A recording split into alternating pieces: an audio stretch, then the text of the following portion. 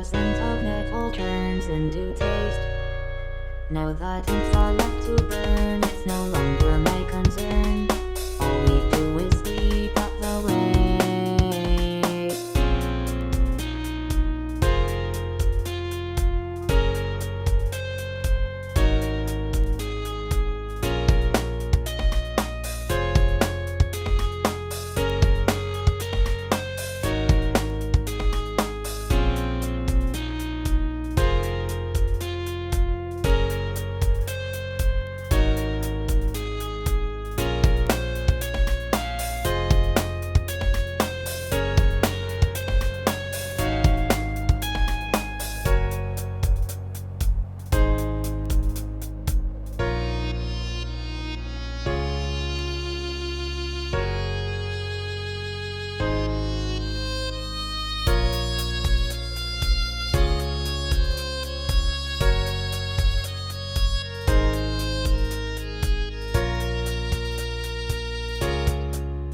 There's a hole in the ground where the people used to be, and it's slowly killing us. And the things all look the same, bringing fuel to the flame as the taste of metal turns into rust. Now that there's across the bench, and the hallways the stench, 'cause they locked the toilets and they stole the carts. So the food is left to mold. I'm just doing what I'm told. All we do is leer at the carts.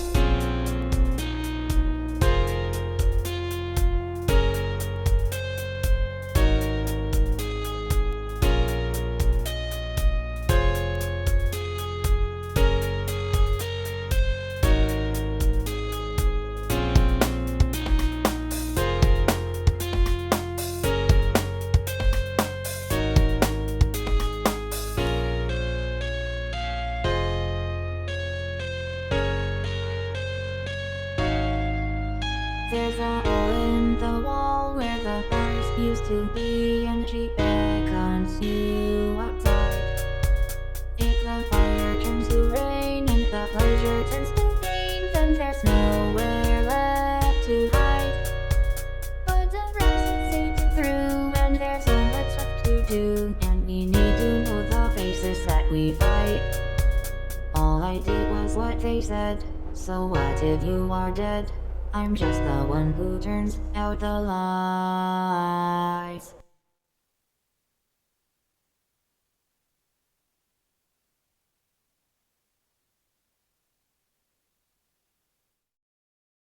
Alright, you know what time it is.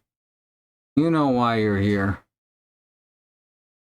Did you tell me? Because I haven't quite figured it out. Don't get me wrong, I'm appreciated. But I also have confidence issues. Oh no, I got something stuck in something else. There we go. It was a headphone stuck in the switch dock. Get your mind out of the gutter. Okay. Get some headphones on over here. What do you, got the headphones all tangled up. Okay, there we go. Alright, there we go. Let's do it. Let's, do it. God damn it. Sorry, there's all these cables that are twisted around. Gotta fix that. That was the sound of my keyboard being unplugged. Oh wait, that didn't play. Never mind. You didn't hear shit. Okay. Here we go. I think I got this. Alright, so I gotta grab this, move it over here, yeah? And then we gotta... Man, I hope the sound isn't doubling. That would be awful. Well, if it was, it's not anymore. Alright. The sound was probably not doubling. Probably. Okay, now I can just close that and push some buttons. There we go. Ooh. Feels like forever since I've had to do all this. That, and now we can hit that, and hey, look, it's working. We did it, everyone. I'm so proud of you.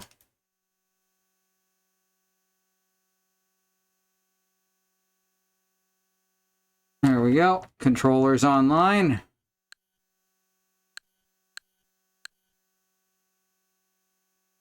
Found out there's actually a way to get this to connect to the Switch through a GameCube adapter, which will actually show it as a GameCube adapter instead of Joy-Cons. But then we'd need a Joy-Con adapter, the GameCube adapter. So I haven't done that yet. Anyway, hey, what's going on? We're gonna play some fucking Phoenix Wright. We've got our content warnings up there at the top. And general rules, be kind, don't try to sell me shit.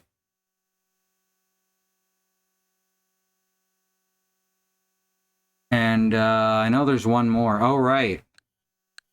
Then after that's the content warning. This game is a satire of the legal system of Japan, but still hits pretty close to home over here. So there is, in fact, things like police violence and racism that are brought up, and I'm not always sure if they're intending to say those are bad things or if they just think it's funny. So that's where we're starting off. It felt really weird at this, like, xenophobic and yet weirdly positive caricature of a Native American guy who is just nebulously Native American. Like, oh, that's the one they're putting at me, huh? That still don't feel good. Oh. Anyway, let's get playing now that I'm done stumbling through that.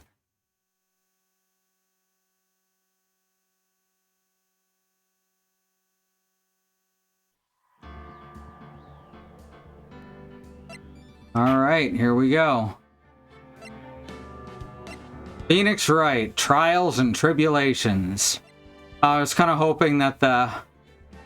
Oh, that's interesting. In the first one, Phoenix Wright is big. But then in the second and third ones, Ace Attorney is big. I wonder what that's about. All right, anyway. We're playing Trials and Tribulations. That's the third one right here. Should be interesting. Episode 1, Turnabout Memories.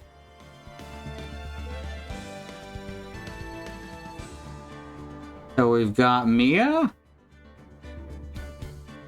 Presumably in Maya's body. She's got the necklace that I forgot the name of. Phoenix Wright down there, wearing a heart choker. I knew Phoenix Wright was a cat girl. And then that might also be Mia in the upper left. I don't fucking know. Anyway, Turnabout Memories. Let's do it.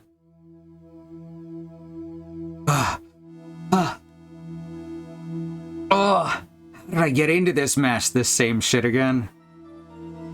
Oh. Why? Why did I do that? Phoenix Wright has had amnesia way more times than most people should. Girl, you shouldn't see her anymore. Hey, it's none of your business. I'm telling you for your sake, if you continue to see her, it's gonna be bad news. You're lying. Just listen to me. There's something you need to know about that girl. Is this a young Phoenix? Stop it. Don't talk about her like that. Looks like we got young Nick here.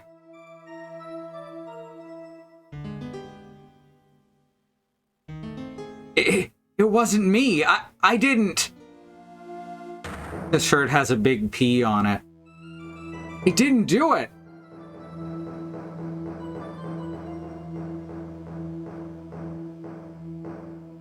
"5 years earlier, Mia Fey, second trial." Oh, this is adult Phoenix. Why did he look so Cherubic. April 11th, 9:40 a.m. District Court. Defendant Lobby number 2. Okay. Whew. It's finally time. I'm kind of nervous. Oh, Mr. Grossberg, good morning. We're playing as Mia? Ah, Mia, please calm yourself down. You're going to get yourself arrested for suspicious behavior, you know. We haven't seen this guy in a bit. What are you talking about? I am relaxed, Mr. Grossberg. Look at me, I'm relaxed. Let go of my lapels. You obviously haven't got the temperament to be a lawyer. I'm so sorry. It's just that I'm so nervous today. Oh, that's right. This is your first time in the big leagues, isn't it? Well, never you fear, my dear. I, Marvin Grossberg, am at your service. Actually, this is my second time in court. Still, you surprised me. What with your earnest request last night? Let me handle this case, you suddenly said, and quite forcefully, too. I just found out yesterday. About the case, I mean. What? And you've already learned all the relevant facts? Well, about that, you see, I mean, of course I have, I think. Wow, it's weird just to hear Mia being this fucking nervous. And this is 5 years before the scene we just saw with a young Phoenix Wright. When is this set? In any case, don't let your client see you're so nervous. You see the poor young man in the pink sweater over there? That's our client. Oh! Oh! So this will be when they first met? Did Nick kill that guy? Good morning there, everybody. Phoenix knows to fucking mask up. Good morning. Try to keep smiling, Mia. I just wanted to say, I'll give it all I've got. Yep, it'll be fine, no prob. Oh, what's wrong? Do you have a cold or something, Mr. Rye? Actually, it's Wright. Like the Flying Brothers, people screw it up all the time. And yeah, I have a cold. That's what the mask is for. My doc says this way I won't give it to anyone else. Be kind to others, he says. Smart man. Right, Mr. Wright. You have nothing to fear in court today. If you truly are innocent, I promise I will save you. Please, let go of my shirt. That's right. He's the one on trial, not you. He's the one who should be nervous. You need to stay strong for your client, Mia. My name is Mia Fey. I'm still pretty new at this whole lawyer thing. The first time I appeared in court was a year ago. So, this isn't even about Phoenix punching that guy, right? This is so bizarre, because that happens 5 years later. Maybe that's right before he becomes a lawyer? I'm trying to put a timeline together here, but I think it's intentionally vague right now. The first time I appeared in court was a year ago. But that trial traumatized me so badly, I thought I'd never set foot in another courtroom. Oof. It's been 1 year since then, and, well, here I am again. But this time I'm going to win. For my client and for myself. This is not how I expected this game to start, I'll say that. April 11, 10 a.m. District Court, courtroom number 2. Big Apple, 3 a.m. Court is now in session for the trial of Phoenix Wright. The defense is ready, Your Honor. And the prosecution... Oh my god, it's Payne again. He's got a little bit of Elvis going on with his hair, that since we're so far in the past. Only part of his hairline's receded. He must have a lot of stress in his life. The prosecution is ready, Your Honor. The defense today is Ms. Mia Fey, was it? Yes, Your Honor. Is there a problem? I was under the impression that Marvin Grossberg was to be leading the defense. Yes, well, you see, Mr. Grossberg had a bit of an emergency. We just saw him standing right next to you in the frame. Emergency? It isn't that him standing right there next to you? Okay, good. Yes, well, you're just a rookie. Are you sure you can really handle this? Don't let him scare you, Mia. Give him your toughest look. Of course, Your Honor. I think. Now I know exactly where Phoenix gets his body language from. Well, Mr. Payne, your opening statement, please. Well. I can't believe a veteran like Mia spent his time babysitting a new defense lawyer. Don't worry, little girl. It'll be all over soon. I don't remember if this is the voice I've done for him the past 2 games. Oh well. What was that all about? Is he trying to trash talk me? Now then, I'd like to proceed with a summary of events on the day in question. The incident occurred on the campus of Ivy University. Okay. The murder victim was a student named Doug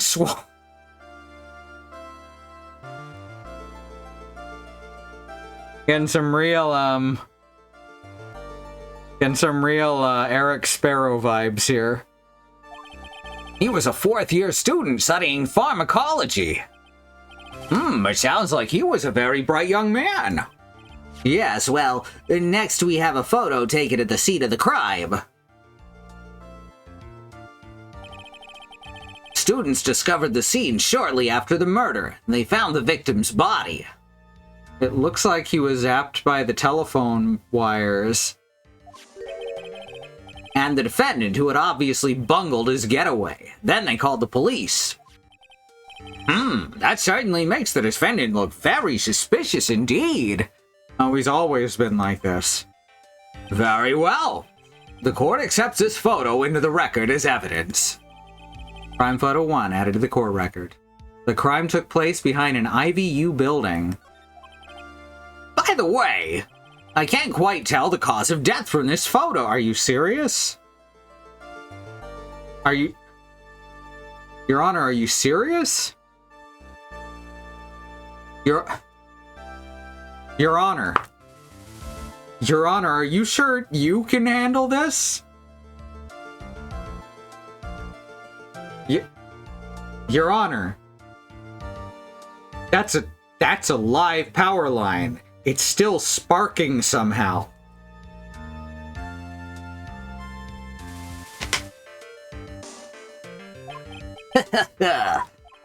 Your reputation for sagacity is well earned, Your Honor. The truth is that this victim died a rather unusual death. An unusual death? What do you mean, Mr. Payne? Well, perhaps the defense would like to take this question. Huh? A simple question. I thought I might loosen you up a bit. I'm a gentleman, if you will. A what?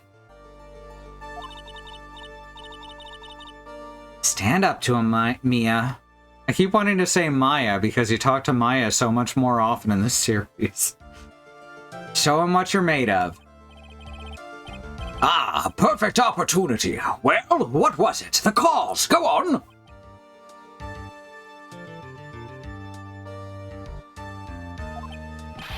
Please say you know at least this much. I'm so sorry. I didn't get a chance to read through the whole file. Oh, my hemorrhoids are beginning to act up. I feel you, old man. Now see here. The details of the case are filed under the court record. But you knew that already, didn't you? Ah, the court record. I think I can see that by pressing the R button. Doug's autopsy report. Date and time of death, 4/9. Cause of death was a fatal electric shock. Like, we could have just told that from... It's fine. Hey!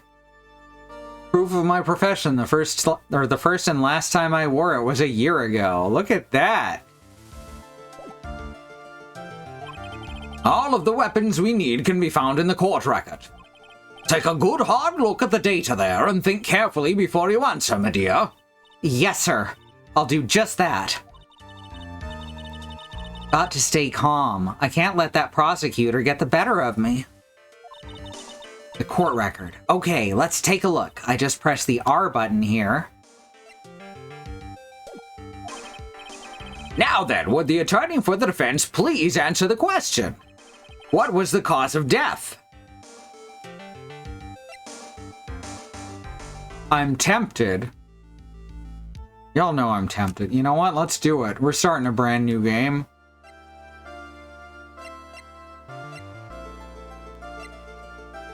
Alright, I forgot I accidentally saved a second time. That's fine, because we're overwriting that. There we go. We got a save file. Let's say asphyxiation.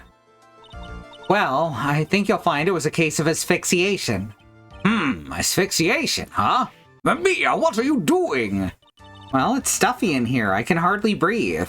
No one's asking how you feel. Please make sure to properly read the court record. I'm so sorry. I'll take a better look.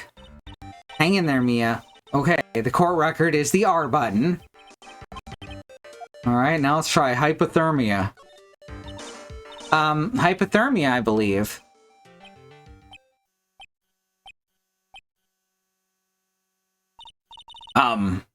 Mr. Grossberg. Does it suddenly feel very cold in here to you? That's because your absurd reply has brought a chill to the courtroom. I'm so sorry. Look at the court record more carefully, would you? How can you expect to win a case this way? Hang in there, Mia. Okay. The court record is the R button. Alright, let's do it for real now. According to the court record, it was a fatal electric shock. In other words, electrocution. Electrocution? But how could such a thing happen? Did the murderer use some type of new super powerful stun gun, perhaps? The answer to that will become crystal clear as this trial proceeds, Your Honor. But before that, there is one more vital issue. What's that? Why, the motive, of course. Apparently, there was some bad blood between the victim and the defendants. Bad blood? What do you mean? Oopsie, I'm terribly sorry. You're the defense attorney, so you must know all about it. I shouldn't be stealing your spotlight like this. Really don't like this guy's smug attitude. That's Winston Payne for you. He is one smooth operator, if you catch my drift. Oh wait, is Mia the one who caused him to go downhill and become an anxious wreck? Because, you know what, I don't even feel bad about it. You don't call him the rookie killer for nothing, you know. Wow, he had a reputation and everything. Now, let's hear from the defense. What was the source of the bad blood between the victim and the defendant? And this time, I'd like to see some supporting evidence. Evidence?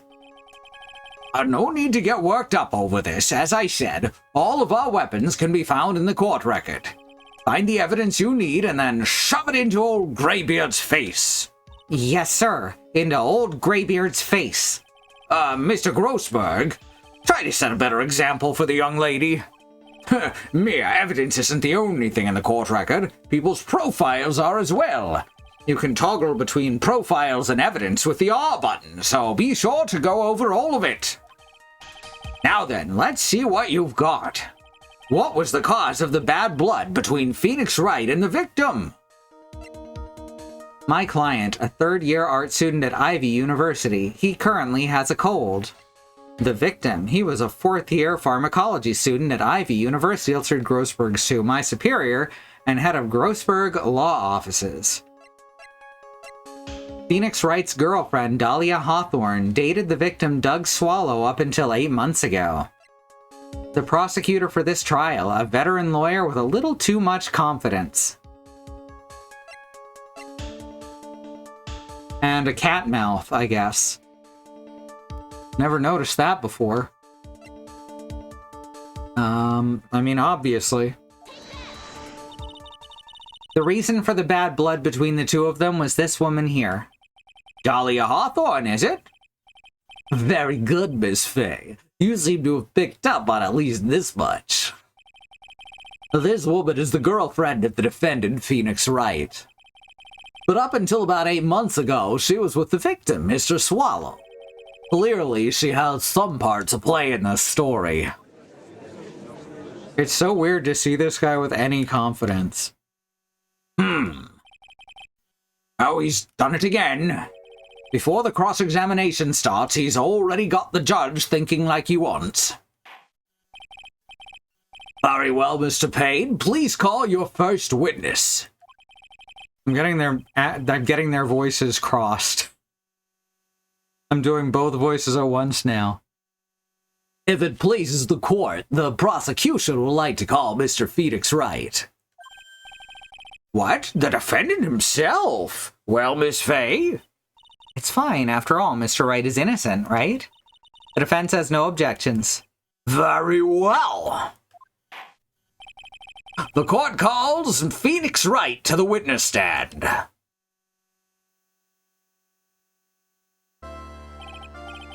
Witness, please state your name and occupation. Oh, yes. My name is Phoenix Wright. My job is, well, right now I guess I'm a suspect. No. He means, what did you do before you were arrested? Oh. I was a university student. Mr. Wright, you understand that you are suspected in the death of your fellow student. What? But I didn't do it. I'm innocent, I tell you. I'm telling you. Would the defendant please refrain from passing on his code to the rest of us? It seems the witness has something he wants to say. Well then, Mr. Wright, please tell us about your relation to the victim. Right away, Your Honor. Boom, here we go. The victim and I. I admit I was there, but I'm not a killer. All I did was find his body. Hardly knew the guy to begin with. I never even talked to that stuck-up British wannabe. Right. I see. So you hardly knew the victim. Right. Like I said, I'm not a killer. Oh, looks like the judge understands. You're being naive, you know. Too naive. Huh? It seems that you've forgotten one small thing, young lady. And that would be? This witness still has to undergo something called cross-examination. Cross-examination? He's right. And it's the defense's duty to carry out the cross-examination. The purpose is to determine if a witness's testimony contains any contradictions. Contradictions? If a witness is lying, their statements will conflict with the court record. But Mr. Wright is my client. Even if he is your client, in court all lies must be struck down. As a lawyer, that is your duty, you see. What does he mean by that? Is he saying that testimony just now? That there was a lie? A contradiction? Now then, your cross-examination, if you please, Miss Fay. Please, Mr. Wright, tell me you haven't been lying. You wouldn't do that to me, would you? The victim and I. Oh, we've got a life bar and everything right off.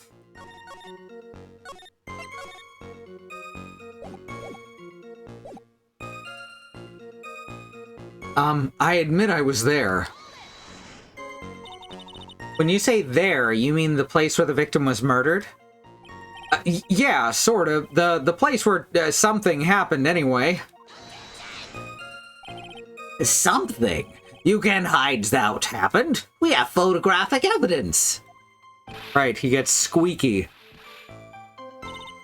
Anyway, Mr. Wright, what were you doing at the scene of the crime?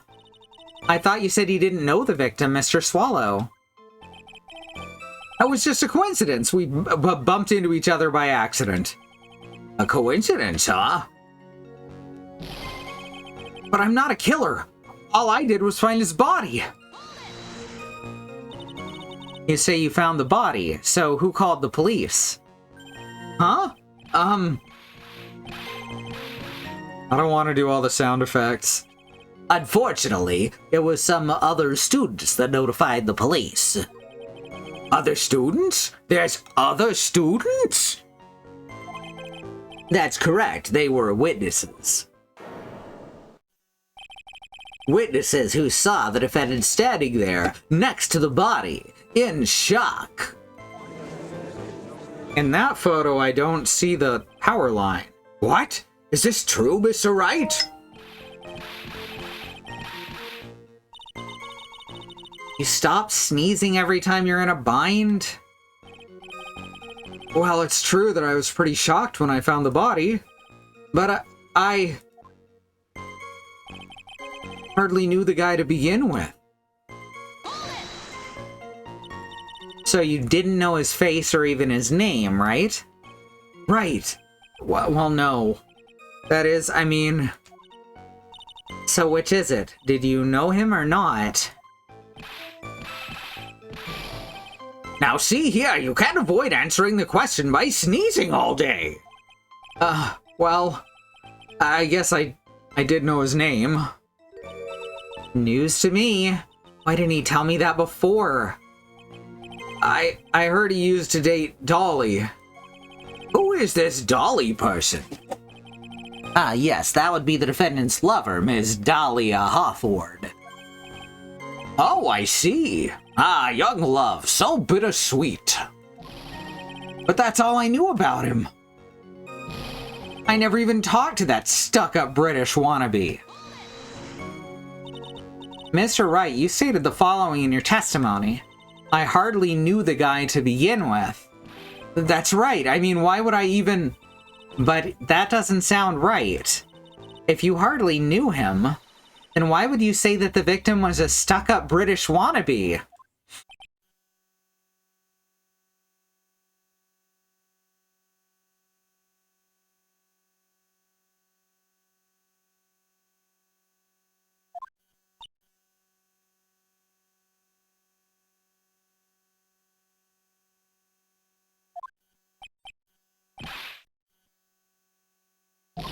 Well, Mr. Wright?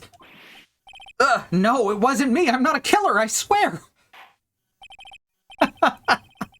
Mr. Wright, I will give you an opportunity to revise your testimony.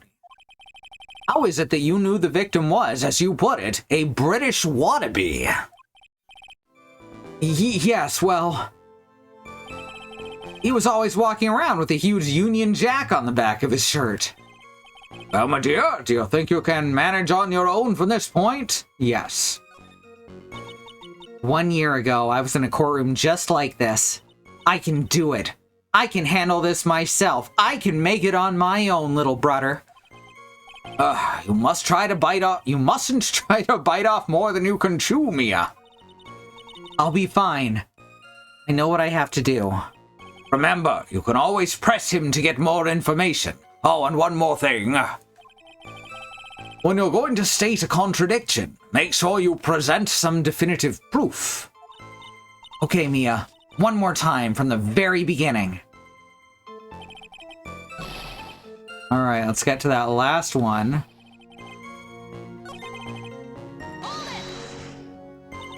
Did you see it at the crime scene? The Union Jack, I mean. Yes, that's right. I saw it at the crime scene. That's why I figured he must love British stuff, see? It's true, cross my heart. I swear I didn't do it. He is acting fishier than the salmon I ate last night. May I ask you something, Miss Fay? Yes, Your Honor. What is it now? Who is this person anyway? This, Union Jack fellow. Yeah, he's always been this way. This is just him. Let me get one of those. Little photo to remember it by.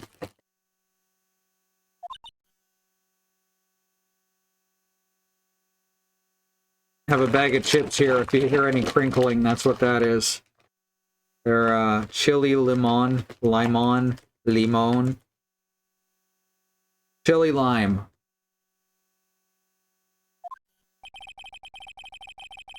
The Union Jack is the name of the United Kingdom's flag. Oh, I see. You mean like the Stars and Stripes, right? Or the rising sun? As usual, Your Honor, your insight astounds me. Hey, something just occurred to me. Isn't there something strange about this bit just now? Like the fact that his back was on the ground? Yeah, there's a contradiction here. Mr. Grossberg. Quickly now, show that boy you mean business. With evidence, I mean. Okay, Mia. Check the court record carefully. Well, my dear, Yes, we can handle it on our own.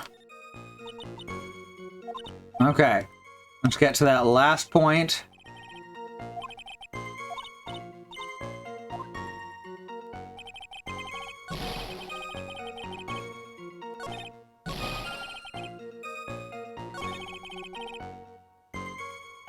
So now we're going to present... He's wearing a jacket, so we cannot see the Union Jack on the back of his shirt.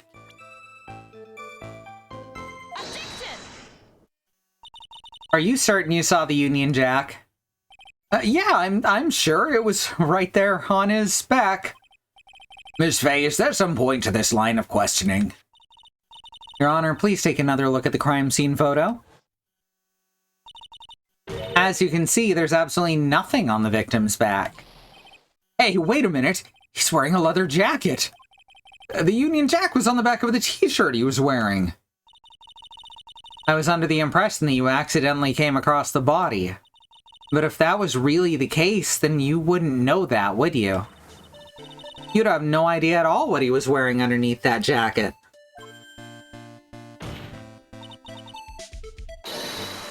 Mr. Wright, you've been lying to me. I like this smooth jazz stuff that Mia's got going on. Please forgive me. Here, you've made our client cry. Let him. That P on his chest doesn't stand for Phoenix anyway. I can't believe I trusted him. Mr. Wright was all wrong. That was an impressive bit of cross-examination. Thank you for uncovering the defendant's lies for me. It's quite clear that this man did not simply stumble upon the scene of the crime. Uh-oh. Did I go too far? By the way, Mr. Wright, you seem to have a rather bad cold. Have you taken any medicine for it? Yeah, I took some, but... Was the medicine that you took an over-the-counter brand called Cold Killer X? Yeah, that's right. It kills colds good. Hey, wait a second. How did you know I'm a big fan of Cold Killer X? Would you happen to have that medicine with you right now? Well, actually, I seem to have lost it somewhere. He lost it? Does this even have anything to do with the case? Did he lose it next to the body? Mr. Wright, shall I tell you where your cold medicine is right now? Huh? Your Honor, I'd like you to take a look at another photo from the crime scene. Oh, shit.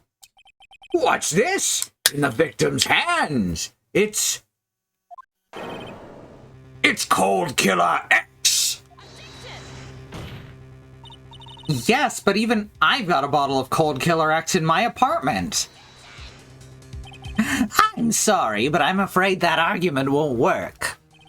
There's no doubt as to who this bottle of Cold Killer X belongs to, especially since Mr. Wright's fingerprints are all over it.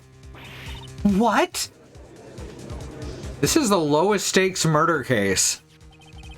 Sensing his murderous intent, Mr. Swallow must have picked up the bottle of medicine, dropped by Mr. Wright, and hid it in his hand. His purpose in doing so can only have been to identify his killer as Mr. Phoenix Wright.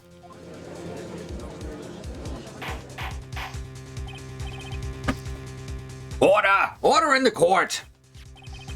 Your Honor, I'd like to present this photo and a bottle as evidence. Very well, the court will accept them into the record.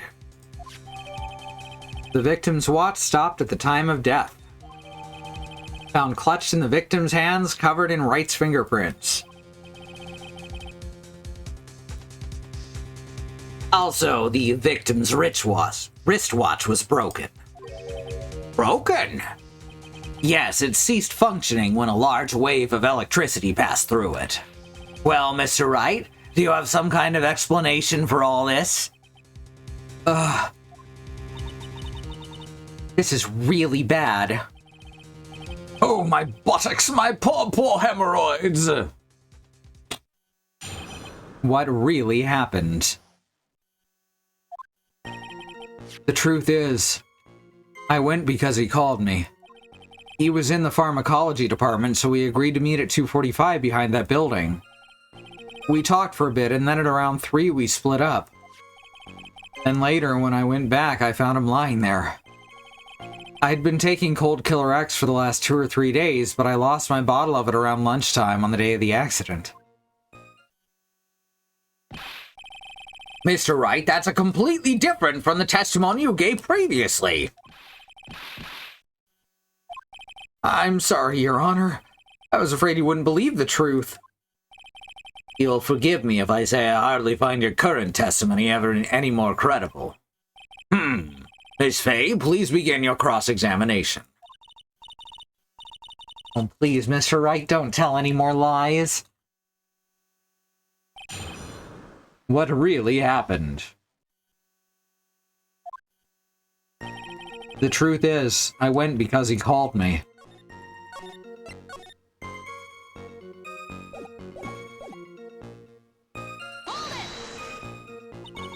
Had you ever met the victim before then? No, never. But that day he called me up and told me he wanted to talk about Dolly. And this Dolly person is? My, kind of embarrassing. She's my, sweetheart. Oomph! What was that for, Mia? Oh, I'm so sorry. I just felt like slapping something all of a sudden.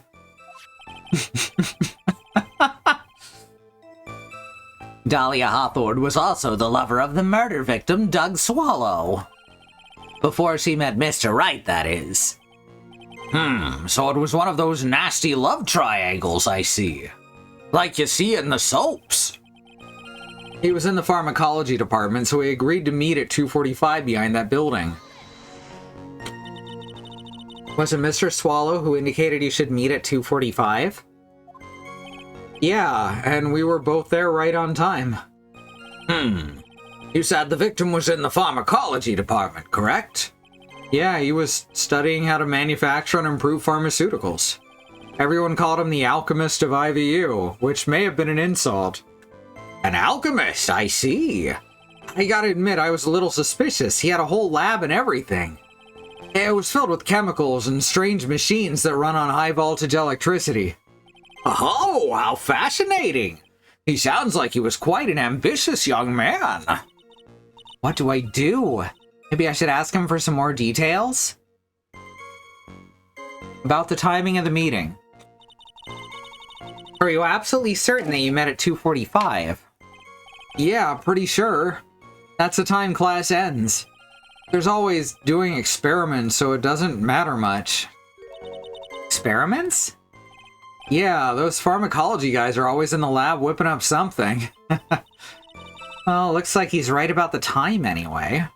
Witness, let's go on with your testimony. Alright, let's go back. And...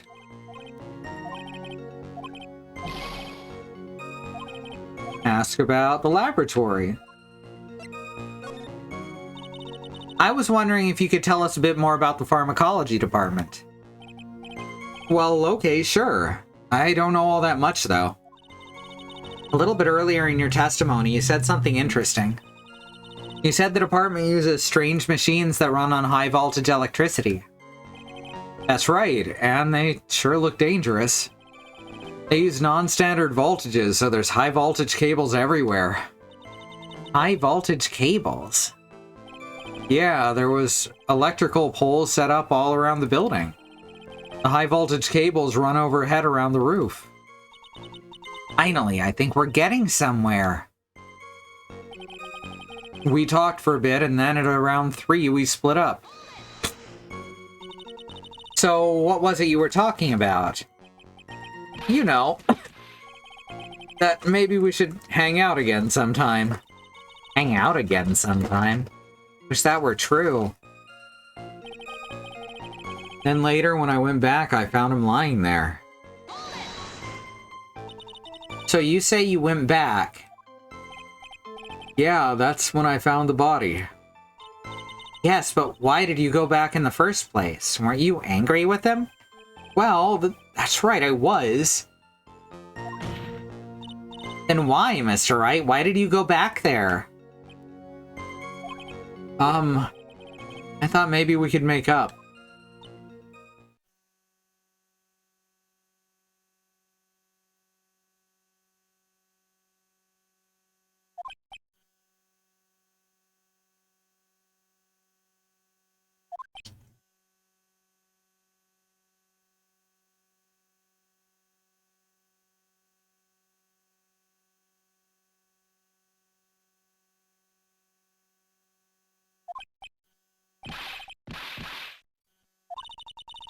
Judging by the atmosphere, I'm pretty sure no one's buying this.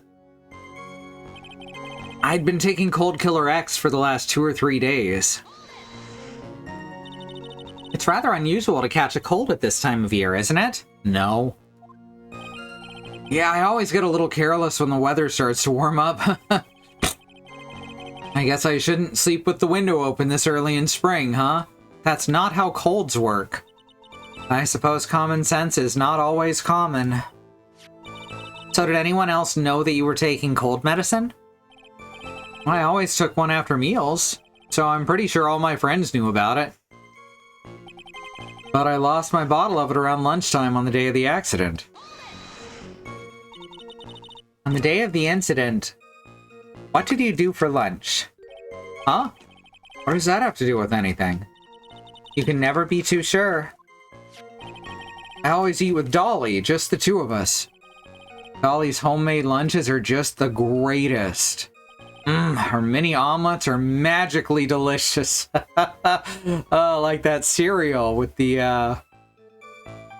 Irish caricature. Ouch! Why did you punch me in the jaw? Oh, I'm sorry. I just felt like hurting someone all of a sudden. Was Mia jealous of Phoenix's girlfriend from before they met? Is that what the joke is here? Think that's enough for now. So the defendant and the victim met at approximately the time of death. Like, they weren't even romantic later on. Like...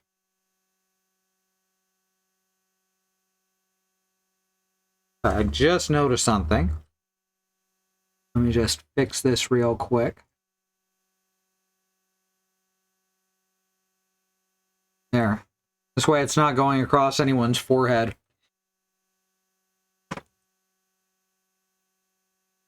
So the defendant and the victim met at approximately the time of death.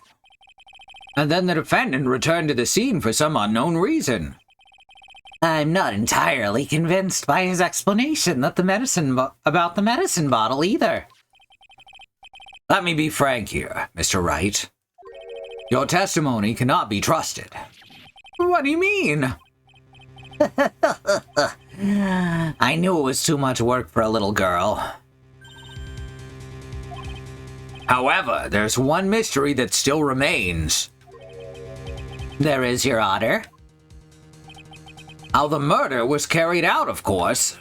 Just how was the victim electrocuted? I don't believe the murder weapon has been produced yet, correct? Well, that is, you're correct, Your Honor. So how exactly was Mr. Swallow killed? If I could somehow establish how it was done, maybe I could still come out of this smelling like a rose. I mean, we can literally... I know this is supposed to be obvious, but this is pretty bad even for this series.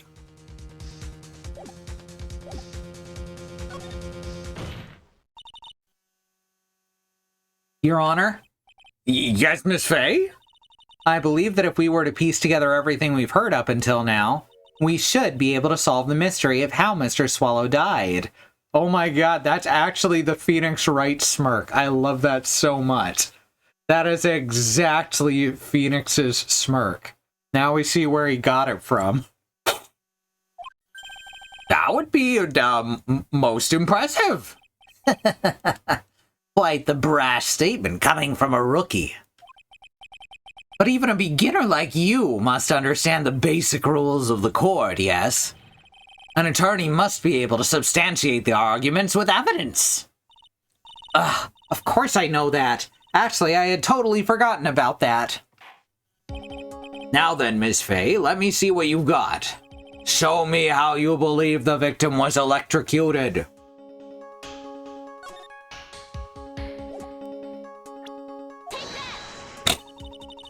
As for the cause of death, I'd say this picture captures it quite well. What?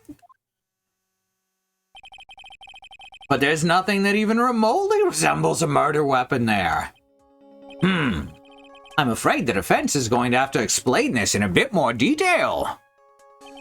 Miss Fey, where exactly in this photo is the murder weapon?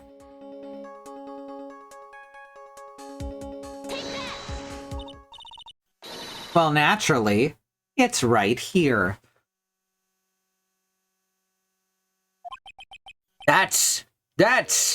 What is that? A severed electrical cable, I believe. Your Honor. Remember the testimony we've heard. The machines the pharmacology students use in their experiments require high voltage. And because of that, there are special high voltage cables strung up everywhere. So then, the high voltage cable? Yes, the high voltage cable is the cause of death. That is the most likely explanation. That certainly sounds plausible. Well, Mr. Payne, what do you have to say about this? Well, I believe some praise is in order. Don't toy with me, old man. Now, the victim's cause of death may indeed have been a high-voltage cable. However, I want you to think about what that really implies. The only one who had the opportunity to use the cable as a murder weapon was... the defendant. That much is certainly true. Yes, that's not all. We have proof. Irrefutable proof that will establish that Mr. Wright was the murderer. You do? Well, what is it? His fingerprints. Fingerprints? You mean that the defendant's fingerprints were on something besides the medicine bottle? Let's take another look at the crime scene photo. As you can see, the victim is wearing a leather jacket. And as you may know, leather holds fingerprints quite well. You mean... Yes, it was quite clearly imprinted on the chest area of the victim's jacket. The palm print of the defendant's very own hand. Did she grab him by the lapels? Did he grab him by the lapels? Because we know she did. What? I can only think of one way Mr. Wright could have left a print like that. Intent on murder, he squarely pushed the victim towards the severed electrical cable. All right, with that, it's time for our first break. Dun dun dun dun dun dun dun after a word from our sponsor.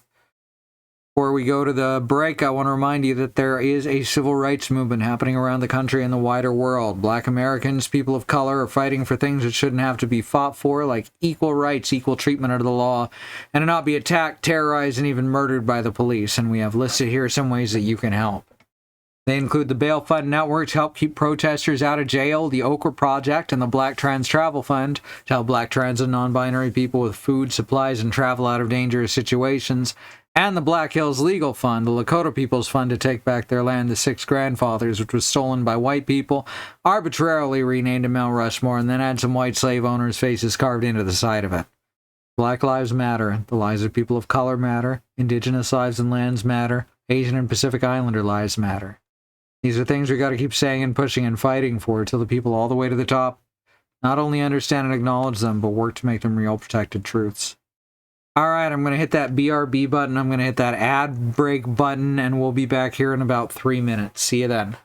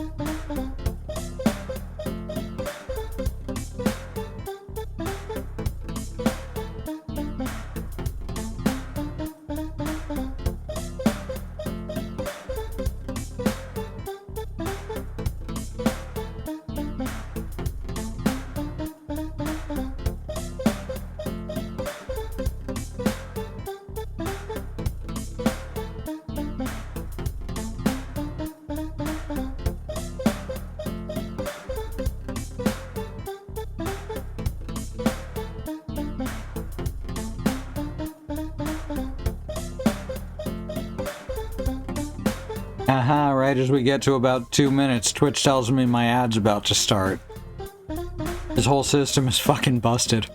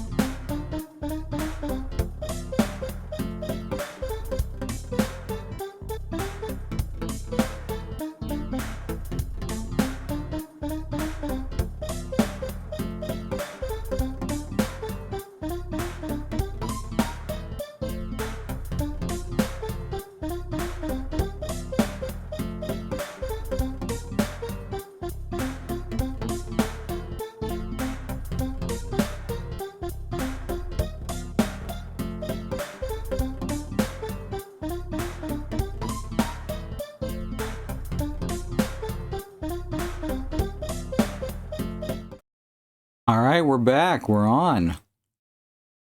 We got a cliffhanger to resolve. Last time on Phoenix Wright, Trials and Tribulations. Intent on murder, he squarely pushed the victim towards the severed electrical cable. And now, the conclusion.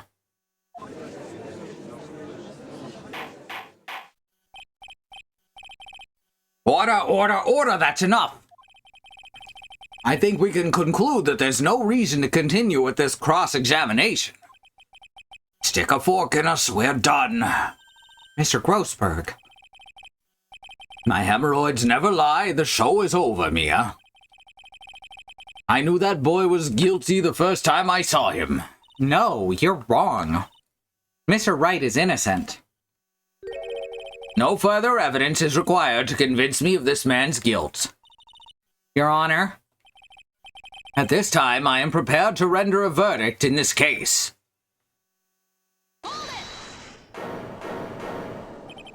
Do you have something further to add, Miss Fay? Is this what you want, Mr. Wright? You still haven't told us the truth. The whole truth.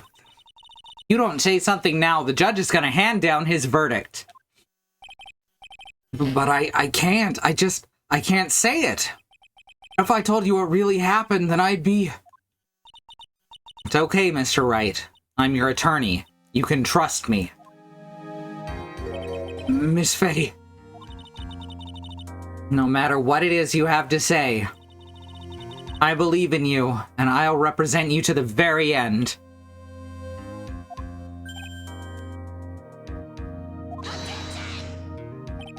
We've already established the defendant's guilt. There's no further need for him to say anything. Wait a minute. Mr. Wright? I tell you what really happened. But I've already told you, Mr. Wright, there's no need for... I did it. I admit it. I pushed him. It's my fault. My fault that Doug Swallow is dead.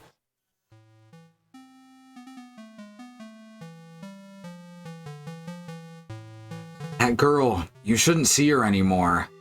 Hey, it's none of your business. I'm telling you for your sake, if you continue to see her, it's gonna be bad news. You're lying. Just listen to me, there is something you need to know about that girl. Stop it!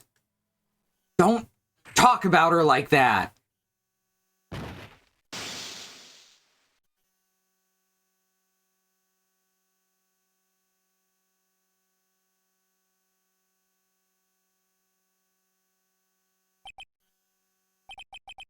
What you just said, was that the truth? Yes, I was afraid that if I told the truth, everyone would think I was the murderer for sure. Well, as things currently stand, we're all absolutely convinced you are. Please. Please give me one more chance to explain. This time I swear I'll tell the whole truth. It'll be okay, won't it, Miss Fay? I believe in you. Oh, thank you. I still can't believe it. He really did push the victim. Ugh, I feel like my hemorrhoids are doing the Harlem Shake. What year was this game? What year did this game came out? The Harlem Shake was topical? Oh dear.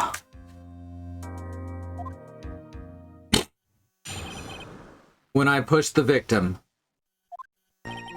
That guy, he was talking bad about Dolly.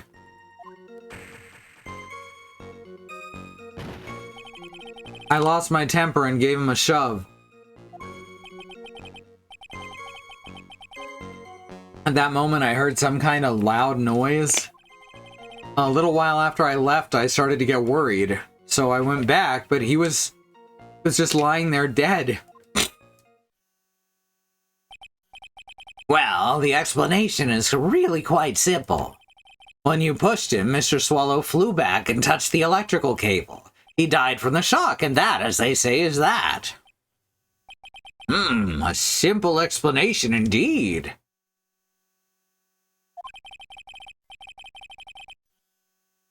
At the time of the incident, a light rain had been falling.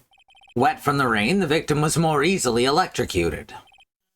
But when I pushed him, there weren't any electrical cables nearby. If there had been something like that, even I would have noticed it. That's true. Even a doofus like him couldn't miss that. I mean, the judge missed that in the photo that clearly showed it. Miss Fay, let me warn you right now that if your cross-examination does not yield any new facts, I intend to deliver my verdict without further delay. Are we clear on that? Yes, Your Honor. Don't give up, Mia. If he is innocent, there must be some kind of evidence somewhere that will prove it. When I pushed the victim. That guy, he was talking bad about Dolly. I lost my temper and gave him a shove. That moment, I heard some kind of loud noise. A little while after I left, I started to get worried. So I went back, but he was just lying there, dead. Unless we can find something that shows he's innocent from that testimony, my dear, I'm afraid the judge will make his... I totally forgot we were cross-examining. With no remorse whatsoever. Yes, sir. Right now I need more info. Info that'll help me turn up some contradictions. That guy, he was talking bad about Dolly. So what kind of things did Mr. Swallow say to you? He said all sorts of terrible things about Dolly. He said she was a bad girl.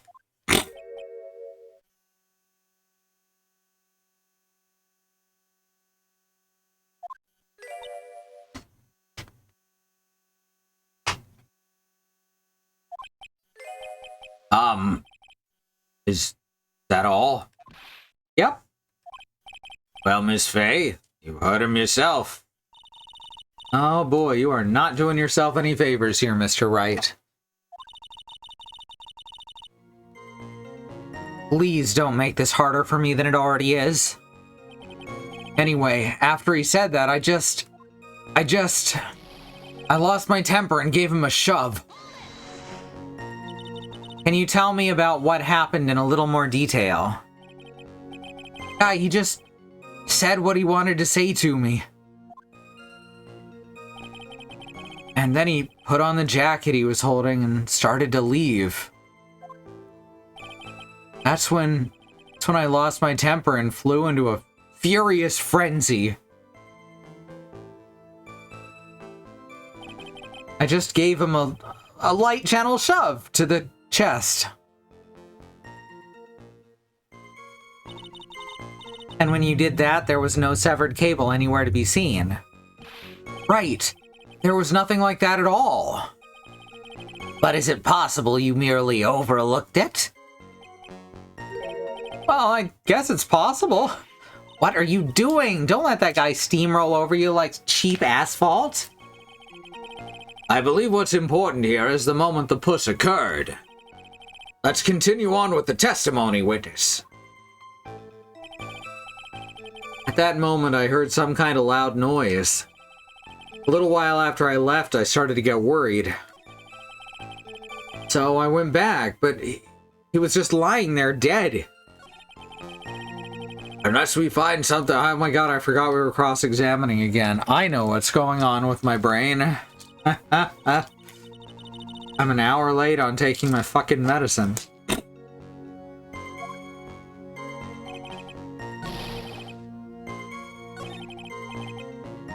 At that moment, I heard some kind of loud noise. A loud noise? And what would you say that loud noise was, Mr. Wright? I'm not sure, but it was really loud. It was like, snap. You know, come to think of it, I wonder what it was. Clearly, Your Honor, it was the sound of the victim being electrocuted. You're not qualified to decide that. What should I do? I'm treading on some dangerous ground here. Mr. Wright, that loud noise you heard may be extremely important. So try to remember what it was. How do I put it? It was like a sharp crack? Aha! Could it have been... Yes, could it have been? Hurry up and tell us! When I pushed him, he dropped the umbrella he was holding. Ooh, and it did break.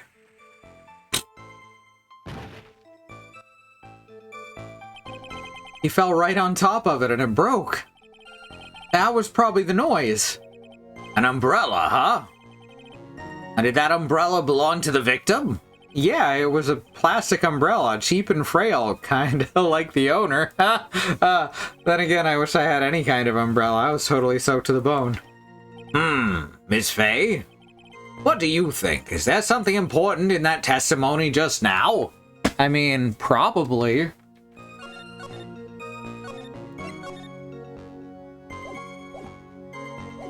Take a look here real quick.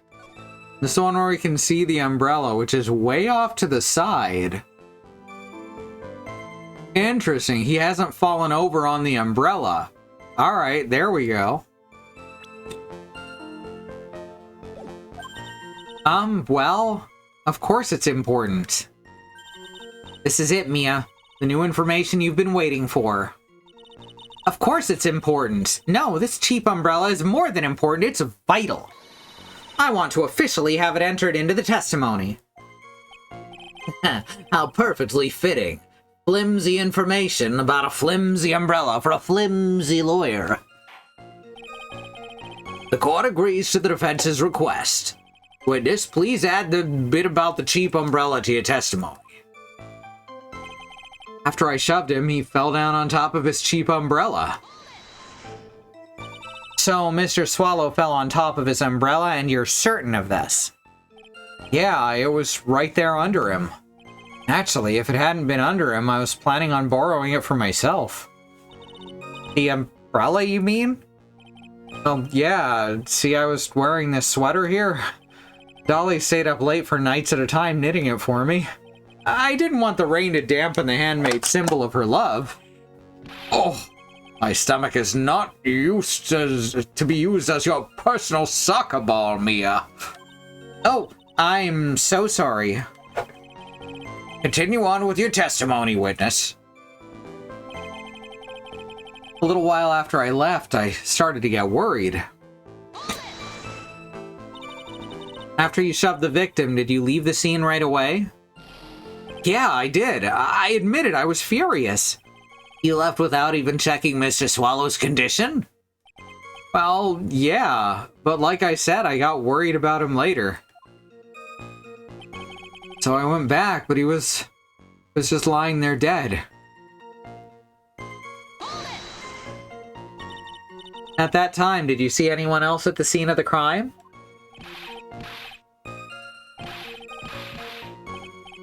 No, nobody.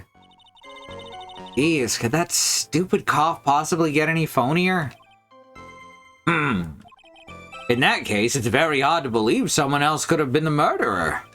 Unless we can find something that shows his innocence from that testimony, my dear. Yada yada.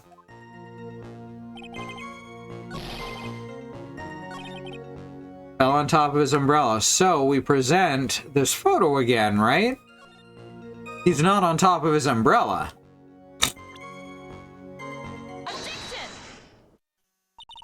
Why didn't you testify about the umbrella from the very beginning? Come on, if I had mentioned that, I would have been able to counter the prosecution's arguments earlier. Well, what do you mean by that? Take another look at the crime scene photo. According to Mr. Wright, the victim fell on top of his umbrella. However, if you look closely, the umbrella is nowhere near the victim. Actually, it's by the electrical pole. You're absolutely right. The conclusion here is obvious. After the defendant left, the victim moved from where he fell. In other words, after he was pushed by the defendant, Mr. Swallow was still alive. Ow! Order, order, order! The victim, he moved? Mr. Payne, the umbrella in this photo, where is it now? Well, it was collected by the police at the crime scene. I want it presented as evidence immediately. Umbrella added to the court record. But the umbrella could have simply blown there by the wind. Not if it was under him. According to the testimony, the victim fell on top of the umbrella. There's simply no way it could have been blown there by the wind. Ugh. Huh. I know this matter of the umbrella seems relatively trivial, but as long as the smallest doubt remains, I cannot render final judgment. No! I must say, I still find it hard to believe that a huge hole has been blown in the prosecution's case by the defendant's testimony. Phoenix's testimony added to the court record. The victim fell on top of his umbrella. There was a loud sound when this happened. Well done, Mia. Mr. Payne, what are you chuckling about? Pardon me, Your Honor. It seems I was expecting too much of a free ride. It was foolish to think I could establish guilt through cross-examination alone. I'm afraid I don't follow what you're saying. I don't understand this court system any more than anyone else. Let me guess. You have another witness. The Dahlia? Exactly, and the witness's testimony will be incontrovertible. Well, who is this witness? Ms. Dahlia Hawthorne. I knew it. And she's, of course, trying to frame Nick for it. Dahlia Hawthorne? You don't mean Dolly? I do, Your Honor. The defendant's very old lover is a witness to the whole thing. That's right, she was at the scene of the crime when the murder took place. What? I'm sorry to break the bad news to you, my dear.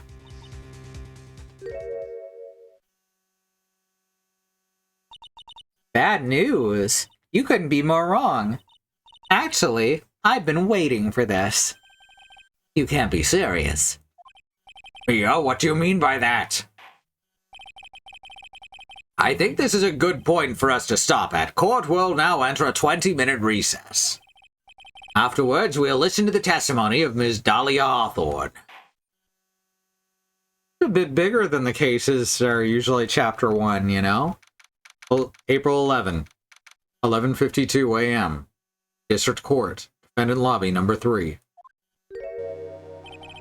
Miss Faye, I'm sorry about what happened back there.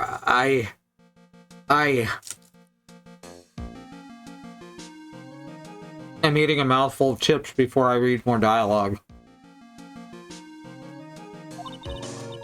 It's all right. At least you told us the truth in the end, Mr. Wright. Yeah. So I guess I can start to relax then, huh? Relax, my boy. You can't be serious. After hiding such important facts. But the next witness is my Dolly, right? She'll save me. I just know she will. Why do you think that? Huh? What do you mean? She's the love of my life, that's why. The love of your life, huh? Do you mind telling me more about you and Ms. Dahlia Hawthorne? Sure, no problem. Dolly and we first met about 8 months ago, right here in this very courthouse. So is she a serial abuser turned serial killer? Actually, I'm studying to be a lawyer on the side. Anyway, a lawyer on the side, really? One day, she and I just bumped into each other in the reading room downstairs. That's why I really think it was fate that brought us together. As soon as I first set my eyes on her, I knew she was the one for me. Here, take a look at this. She gave this to me the day we met as a symbol of our love. That's really strange. She'd been wearing it around her neck that day, but then she took it off. But before she gave it to me, she said, I want you to carry this. So she gave it to you as a present, I see. This darling little bottle is filled with memories of my darling little Dolly. It certainly is a little bottle, all right. It makes me so happy. I show it to everyone I meet, like an attorney's badge. I want to share my happiness with the whole world. A small bottle necklace given to Wright on the day they met. He shows it to everyone. Well, now we know where he got into the habit. Anyway. So after that, you and Ms. Hawthorne started dating? Yeah, but she's so shy. Every time I see her, she always says the same thing to me. Please give it back now. What a strange girl asking for a present back like that. By the way, Mr. Wright, the day you first met Dahlia Hawthorne 8 months ago wouldn't happen to have been on August 27th, would it? Huh? Yeah, it was, but how did you... This happened on August 27th, right here in this courthouse. What's this, a newspaper clipping? Let's see, murder in the courthouse. Murder? What are you reading there? Let me see that. Oh, I see. Yeah, I think I understand what you're trying to say. And I think I understand why you suddenly took such a keen interest in this case. You believe there's some connection between these two cases. Am I correct? An article from 8/28, almost 8 months ago. I hope you don't mind, Mr. Grossberg. I need to finish this myself. Ah, yes, but I'm afraid what you have will not be enough, my dear. I'll go and have a look in the downstairs reading room and see what else I can find. Thank you. I want to do whatever I can to be of help to you, Mia. Well, it looks like recess is about over. We'd better all get moving. I guess so. Recess sure seemed longer than 20 minutes, though. Seemed shorter to me. To be continued. Still got 40 minutes. I can't to be continue there. Come on now. Doing this shit to me. Ooh. Been a while since I streamed 90 minutes to an empty room, but I'm still enjoying myself. So that's kind of cool. I feel like I've grown a bit as a person.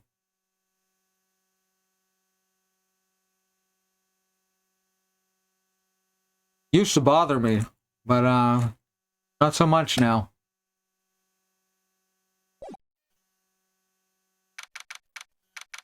April 11, 12:13 p.m. District Court, courtroom number 2.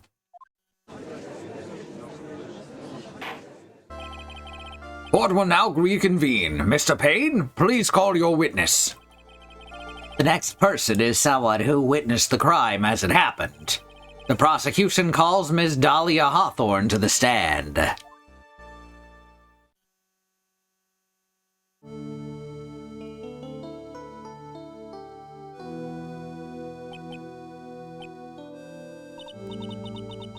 What's with this stiff silence?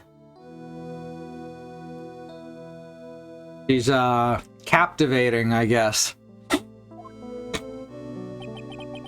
In my long career as a judge, I've been deceived by many witnesses. It's my job to doubt, to take no one at their word. But in your case, I must admit that you radiate a glow of complete sincerity. I cannot believe he actually said that. You know, give it a few years and you will absolutely believe it. Oh, come now then, witness. Could you please state your full name? Don't worry, sweetie. There's Oh, no, you gotta be a creep about it too, huh? There's no need to be nervous. If anyone says anything rude, you can be sure I'll cut them right down to size. And I will bash them with my gavel. I will literally murder them for you. I love how they look straight at me when they say that. Thank you for calming my nerves. You were all so nice. I almost feel right at home. Not at all. It was nothing. If we may move on now, what is your full name and occupation? My name is Dahlia Hawthorne. I'm a junior in literature at Ivy University. I just want to say it's an honor for me to be here in your noble presence. The honor is all mine. No, the honor is mine. Well, we know whose milkshake brings all the boys to... Wow. Very, very hip and with it. This is, like, these all have pop culture references in them, right?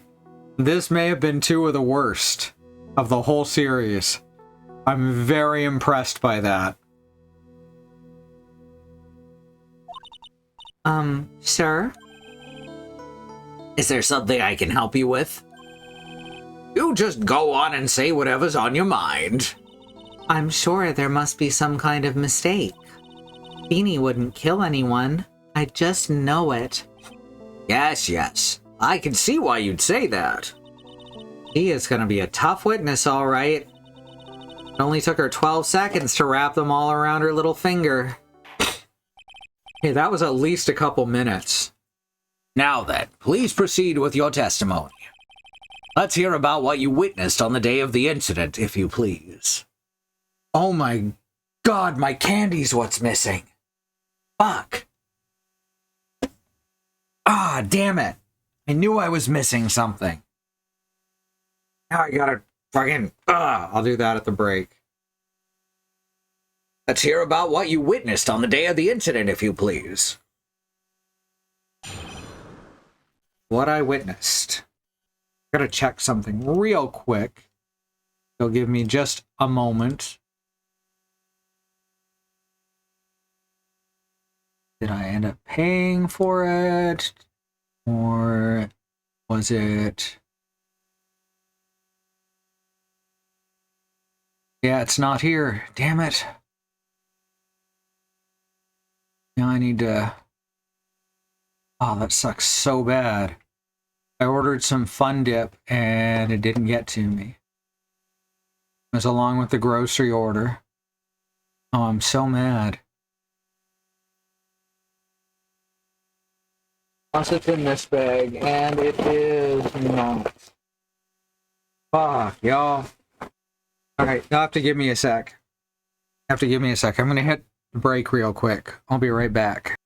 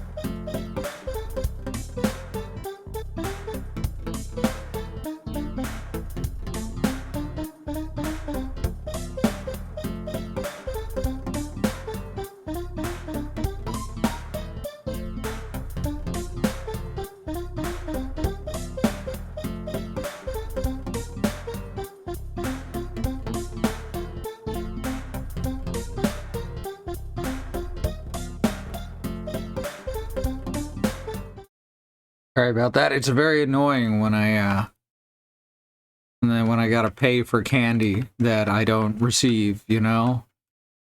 Ugh. Ugh. I knew there was something that didn't add up quite right. Ah, ding dong, ding dong, ding dong, ding dong. Now we've got like 100 billion oh, there's good news there too. All right, very cool. Okay. Sorry about that. If I didn't do it, it was gonna bother me like real bad because yeah. Well, you might get it, you might not, but it would have become an intrusive thought. Okay. Let's get back to the game. All right, here we go. What I witnessed. I had been planning to go back to Feeney's place after class was over. Feeny and Dougie, they were talking behind the building. Then suddenly Dougie got all wobbly and just collapsed.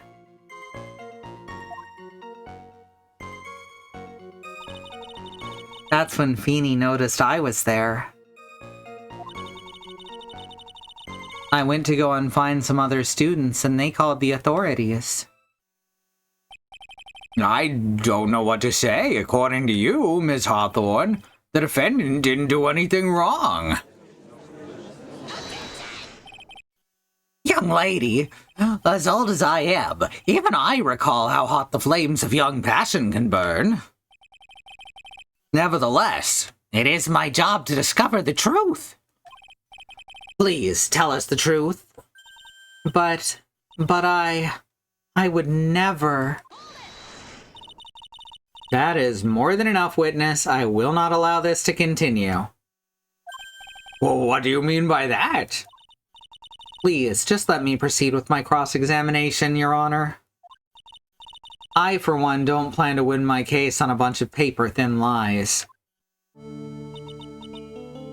Teehee, you haven't changed a bit. Mia Fey. What's this? So you two are, acquainted? Yes, we've met before, once.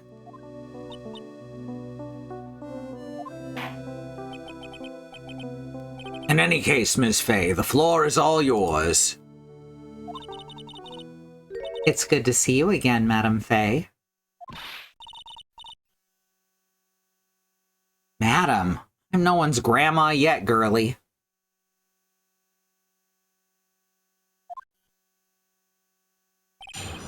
Hi, Willow. Yeah, right now, okay, I'll give you the basics. I'll give you the rundown. So first, we started out with Phoenix apparently having killed someone. Their name was Doug Swallow. He pushed them, and we have determined that he pushed Doug, then Doug got up from being pushed and was electrocuted. And he was electrocuted by one of the lines hanging out the window of the pharmaceutical lab that he studies at. Then we had to cross-examine, or then we flashed back to Mia, first becoming a lawyer. And then we have Mia. This is her second case, because 1 year ago she was in the courtroom. We don't know much about it, but it was traumatic for her. So we basically forced Phoenix to tell the truth so that we could win the case, obviously, and keep him out of jail and not create a time paradox. And that came down to, we very much determined that it could not have been Phoenix Wright who killed this man. So our Mr. What's-His-Face over on the side, who's always the tutorial boss, has... Sorry, my brain is lapsing. Basically, he has now called this girl who previously had dated Doug 8 months before, and then ended up with Phoenix, who she met in the law library because he's studying to be a lawyer, quote, on the side. So that's basically where we're at right now. It's a lot. Not gonna lie, it is a lot. This is definitely the most action-packed tutorial we've had. I'd been planning to go back to Feeney's place after class was over. Now, unless I'm mistaken, Mr. Wright is in the art department. If that's the case, then what were you doing by the pharmacology building? Thank you, Willow. I thought it came out pretty good. Well, I'm in the literature department. I'm studying Japanese senryu poetry. Oh ho ho! How wonderful! It's that humorous yet satirical style of haiku, yes? Nothing left to do. When a man reaches this age, sleep is his best friend. That's supposed to be poetry? It sounds more like a midlife crisis. For me to get to the art department, I have to walk through that back area. Ah, yes, I see. That makes sense. When I want to enter the courthouse, I always walk through the front doors. How else would you enter? Teleportation? Break down the fire exit? Beanie and Dougie, they were talking behind the building. So who's this Dougie person?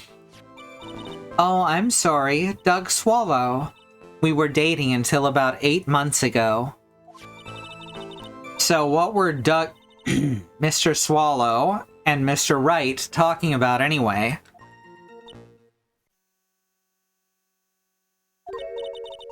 How can you be so mean? I would never eavesdrop. I wasn't raised to be so rude and unrefined. That's right, Mr. Fay. Payne, that's his name. Because that's what we calls him every time we see him. Don't drag the witness down to your level. Also, the judge has always been like this. Am I being demonized here? Please, go on. What did you see next? Then suddenly, Dougie got all wobbly and just collapsed. That's when... Whoops. Right. Let's go back there. Push, hold, push, press. That's the word. Are you saying that the victim just collapsed on his own, which contradicts what Phoenix said? We actually proved that Phoenix had to be innocent because when he pushed Doug, Doug fell on his cheap-ass umbrella, which in the photo of Doug after his death was way off to the side, so it couldn't have blown there, which means Doug got up after Phoenix pushed him down. Are you saying that the victim just collapsed on his own? Yes. In other words, the defendant never touched the victim, is that right? I was watching the whole time.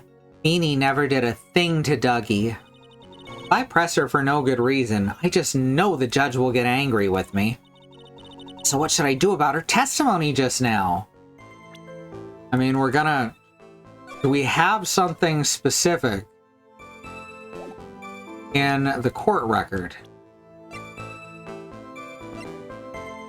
We need something that directly shows that Phoenix pushed the guy.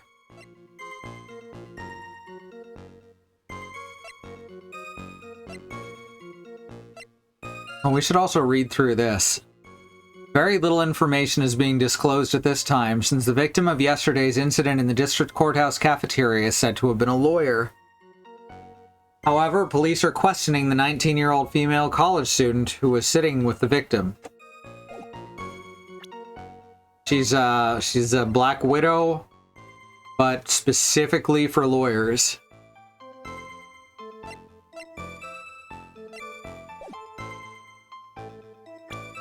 We don't have a piece of evidence that directly shows, but the umbrella might be the thing.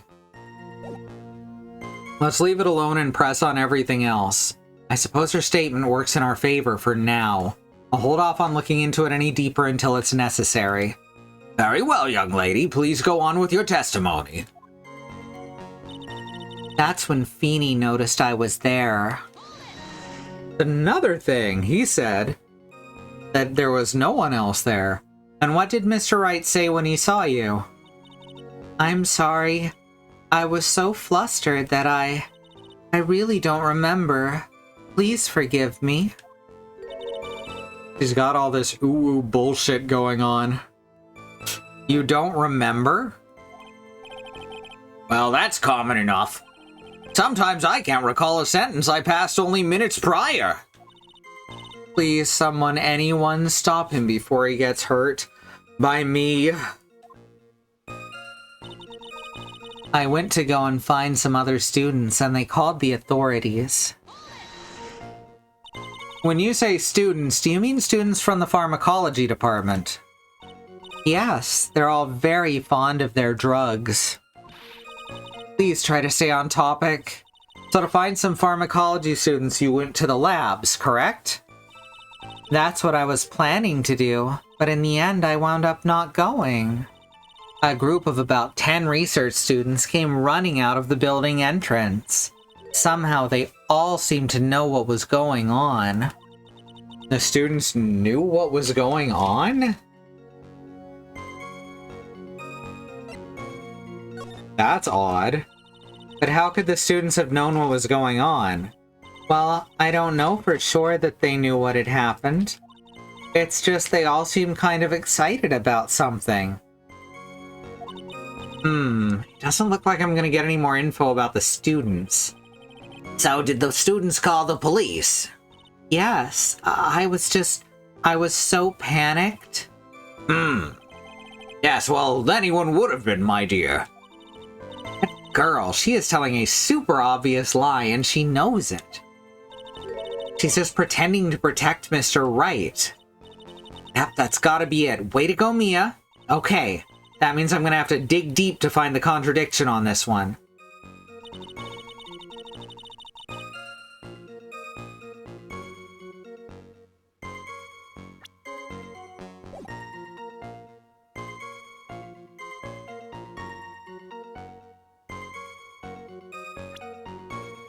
Okay, what do we got here?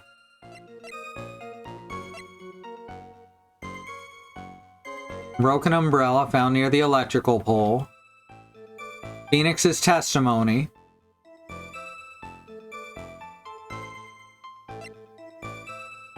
A small bottle necklace. He shows it to everyone like a lawyer's badge.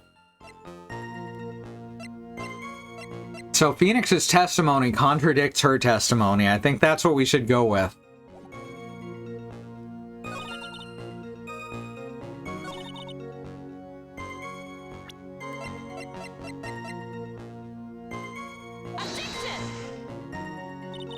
Your Honor, that statement contradicts this evidence. In what way? It does, though.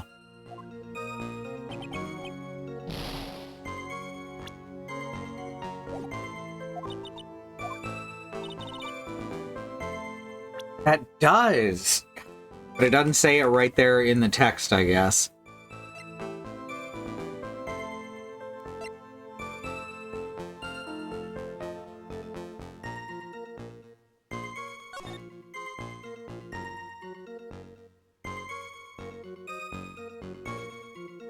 The watch has 3:05,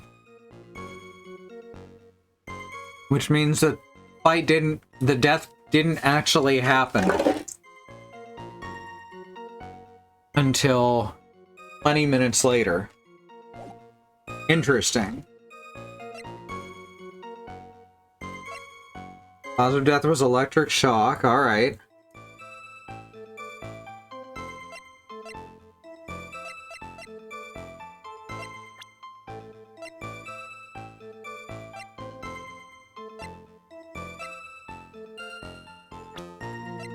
Huh.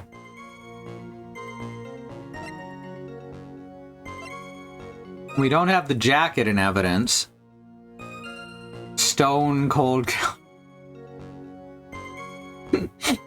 That is, they called it Cold Killer X. which is cold medicine.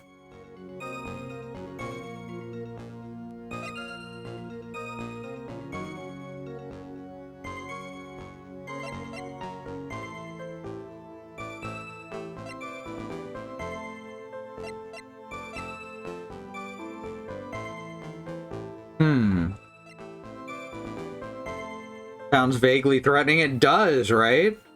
There's a whole conversation about it early on.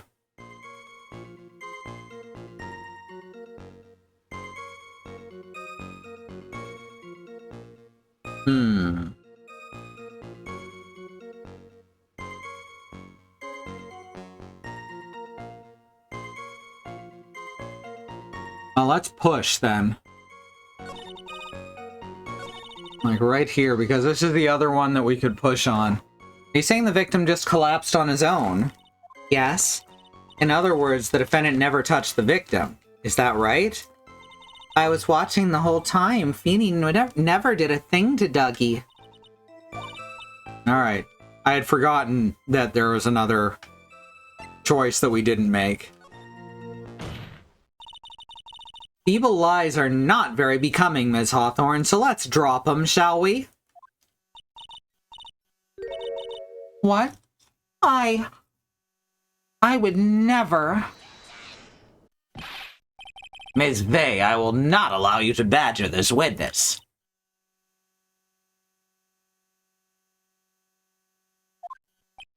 I believe the defense is engaged in a fishing expedition?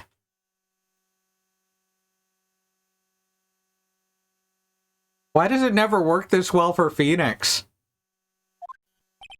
That is, she has no supporting...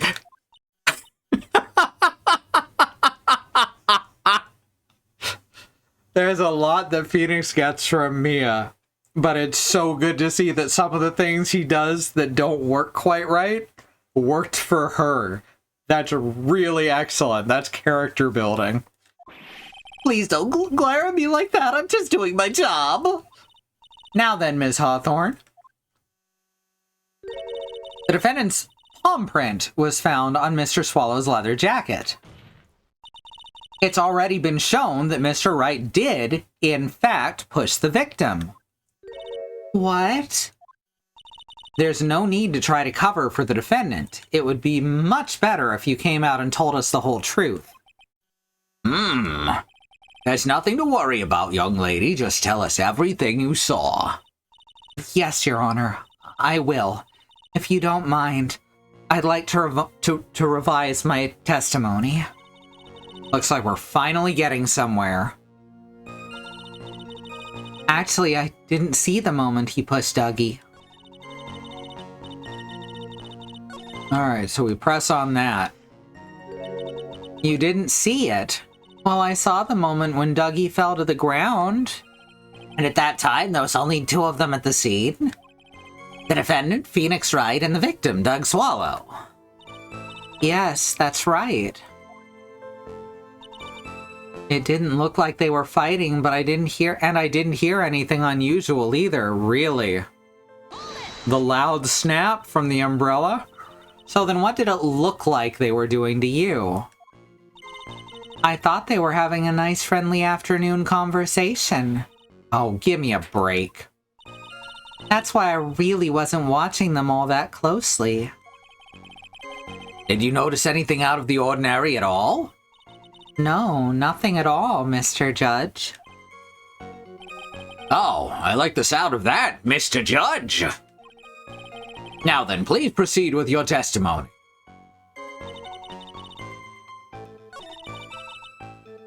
Alright. Well, we got this one.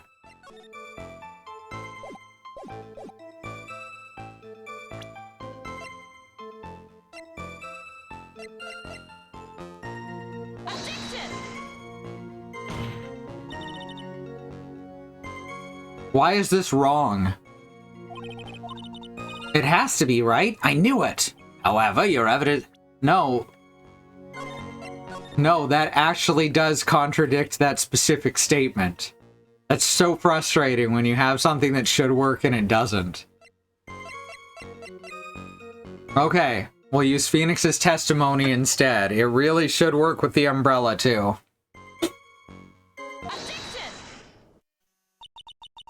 You say you didn't hear anything unusual, is that correct?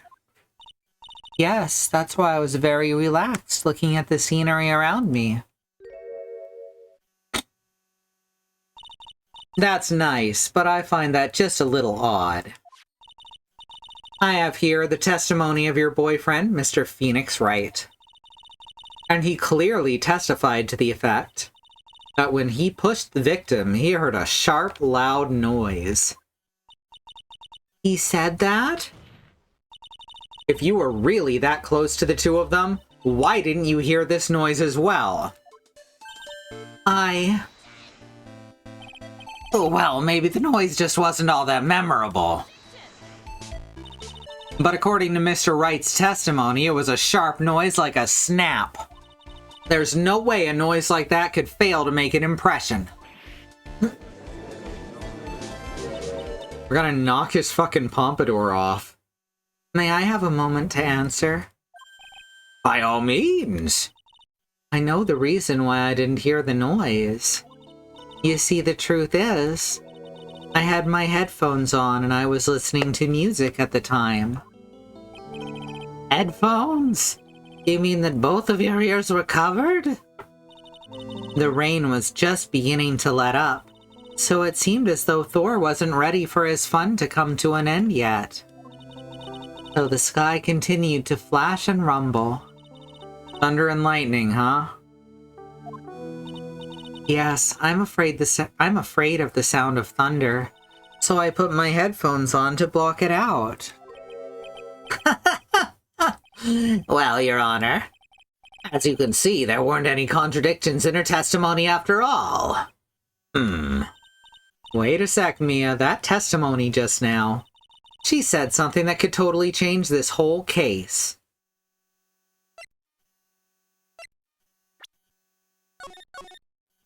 Right? Phoenix said it was just damp, right?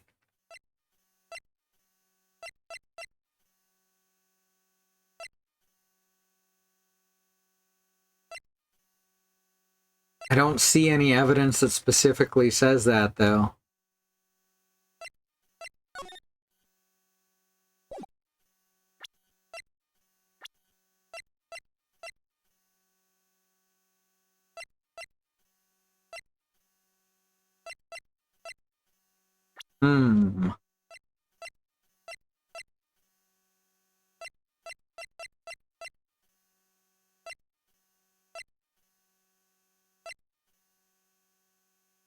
But she didn't see light? No, that doesn't matter. Well, let's try it. Your Honor, there is a problem with the witness's testimony. What do you mean? Didn't you notice? She said there was lightning, correct? Yes, what about it? Well, lightning is actually a large discharge of electricity in the atmosphere, right? Now's not the time for a science lesson, Ms. Fay. Yes, Your Honor. Anyway, since the cause of death was electrocution, isn't it possible that the victim died from being hit by a bolt of lightning? Oh! I must admit that the thought had not occurred to me. So what kind of thoughts do occur to this guy anyway? This entire case is built on the premise that Mr. Doug Swallow was murdered. But that very premise itself is mistaken. The defense believes that Mr. Swallow was in fact the victim of a stray bolt. Really? That's what we're going with? It appears the defense may be onto something. Could it be that the death was actually accidental? All right, you did it, Mia. I'll be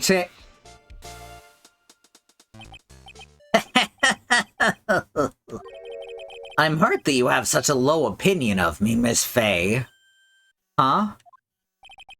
I'm not a fool, you know. The prosecution has done its research, Your Honor.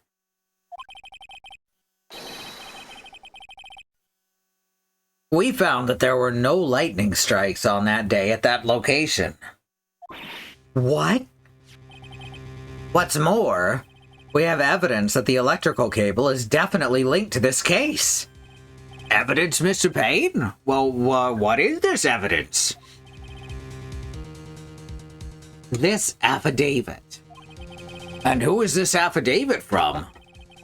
Pharmacology students who were conducting experiments in their labs that day. Yeah, his pompadour's made of rubber or something. Allow me to read out to the court the testimony of the pharmacology students. All equipment in the labs lost power all of a sudden at around 3 p.m. that day. Was it a blackout? All the lab's equipment runs on high voltage, Your Honor. So you're saying the equipment lost power because... Precisely. They lost power because of the severed electrical cable. The power outage occurred at approximately 3 p.m., which fits with the time of death listed in the autopsy report. Exactly. In other words, the victim died as a result of touching the severed electrical cable. According to the students, the cables were very old. They were planning on having them replaced in the near future. I see. Apparently, the cables had become so brittle that even the smallest bump would have caused them to break. That doesn't seem safe. The old power cable broke due to some sort of impact on 4/9 at 2:55, but the watch didn't stop until 5 after 3. However, there's one thing that troubles me. If the cable could have been broken by any small bump, it wouldn't have snapped if it hadn't been bumped into, correct? Well, I suppose you could say that. Miss Fay? You have any thoughts regarding the cause of the severed cable?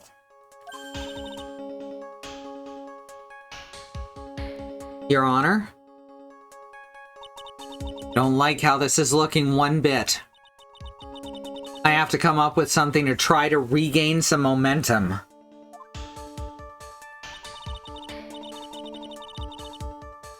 If it pleases the court, the defense would like to state its opinion. Well then, let's hear it. Who or what was it that caused the cable to break?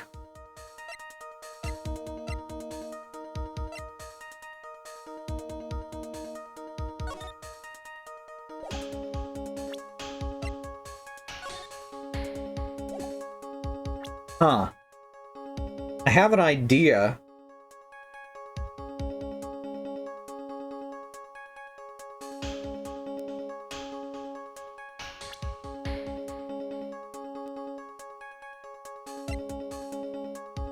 Surely, right? Your Honor, please think back to Mr. Wright's testimony. The defendant's testimony? He said that after he pushed the victim, he heard a loud, sharp noise. Now, this happened at around 3 p.m., correct? Yes, that sounds right. Wait, are you saying that... The lab equipment lost power at 2:55 p.m., which fits right in Mr. Wright's timeline. In other words, it was Mr. Wright's shove that caused the power outage. Yes, the prosecution also came to that same conclusion. And it was that very shove that caused Mr. Swallow to be electrocuted. Do you think he's gonna rip his pompadour off at the end?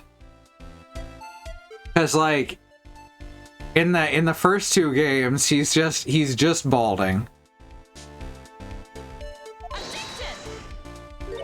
I'm afraid I can't agree with you there, Mr. Payne. Nico, good to see ya. What's that supposed to mean? Take a good look at where the victim landed after being shoved. Finally cancer-free, holy shit, congratulations!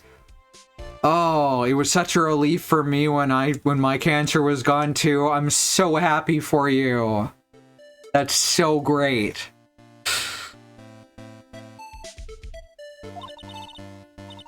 See the umbrella? It's by the electrical pole. That's right. The victim banged into that pole as a result of being pushed. It was that impact that caused the cable to break. Only took a leg, yeah? I'm glad you're okay. I'm glad you're cancer-free. That's such good news. Sometimes it takes shit from you, but you don't let it stop you. Well, that makes sense. And then the victim was electrocuted. I'm sorry, Your Honor, but no, it doesn't make sense at all. If the victim was shoved into the far pole, then he couldn't have been electrocuted by the severed cable in the foreground here. Oh, thank you. I like doing the voices. In other words, someone other than my client must have electrocuted the victim.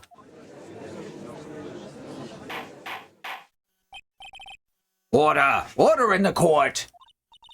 Ah, the lamentations of my enemy, how I have longed to hear them. It's true, the defense is absolutely correct. There doesn't seem to be any way the defendant... Mr. Judge, sir? May I say something? The Madam Attorney's explanation. She said some things that are a little different than I remember them. What? What the?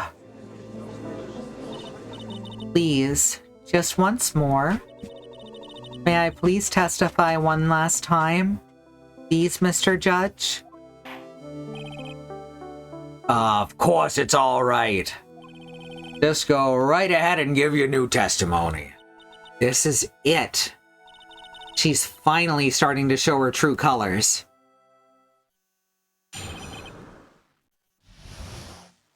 What I Witnessed, Part 2. The truth is, Beanie pushed him twice. The first time was into the electrical pole. That's when the cable broke.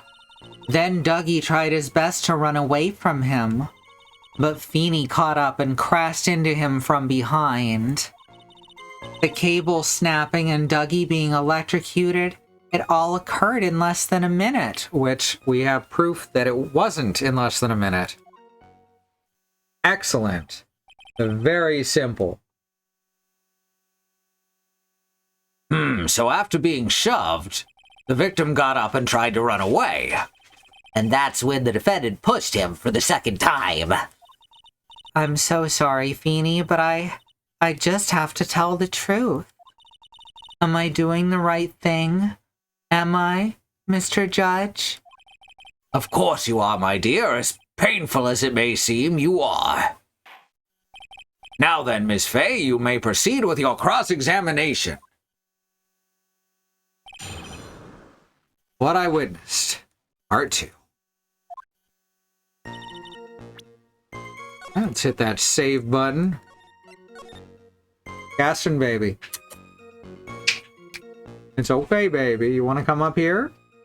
Want to come up on the couch with me, baby? You can come up here. I don't mind. There we go. He's still limping. A little worried about him. Come, baby.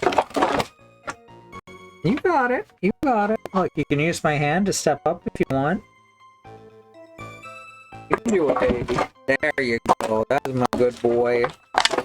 That's my good boy.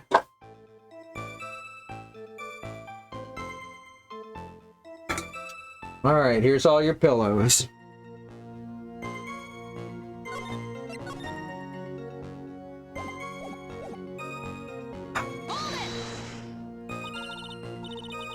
Ms. Hawthorne, previously in your testimony, you said the following.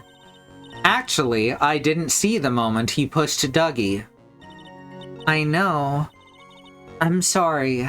I wanted to protect Feeney. So that's why you basically lied to the court. I was a bad girl. I know. Mr. Judge? Yes? Would you please forgive little old me? Of course he won't. What you did is called, oh, come now. It was just a little old white lie. We'll forget it this time, but please be more careful not to perjure yourself from now on, all right? Oh, thank you so much, Mr. Judge. Not at all. The judge had better be more careful himself. A dark alley is friendlier than this girl. The first time was into the electrical pole. That's when the cable broke. You're saying you actually saw the victim get pushed into the electrical pole? I know he doesn't look it, but Feeny can be a bit of an imp when he wants to be. I don't believe that for a second.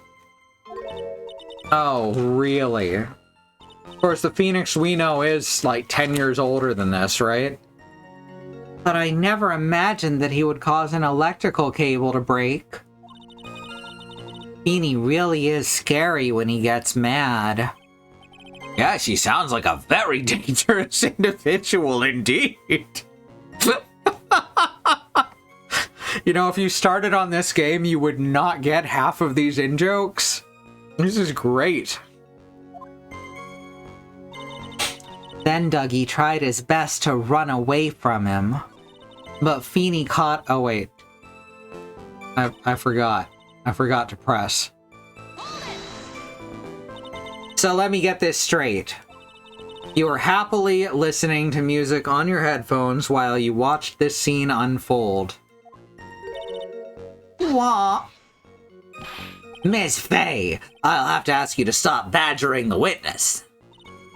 I wasn't happy. I was so scared that I couldn't move. All I could do was stand there and cheer them on. Cheer them on? What do you mean by that? Well, I wish the best for them both, and that they would each give the fight their all. Huh, that's very sweet of you to be so supportive. And what happened after that? But Feeny caught up and crashed into him from behind. That doesn't sound quite right. There were handprints found on the chest of the victim's leather jacket. Mr. Payne, were there also prints found on the back of his jacket? Oh, well, no, there weren't. Madam Faye, may I suggest that you listen a little more carefully? I said that he crashed into him from behind, right? Mr. Feeny wouldn't, or my Mr. Feeny. My Feeny wouldn't leave any prints behind in that case, would he? Ugh. The cable snapping and Dougie being electrocuted, It all occurred in less than a minute. The fuck it did.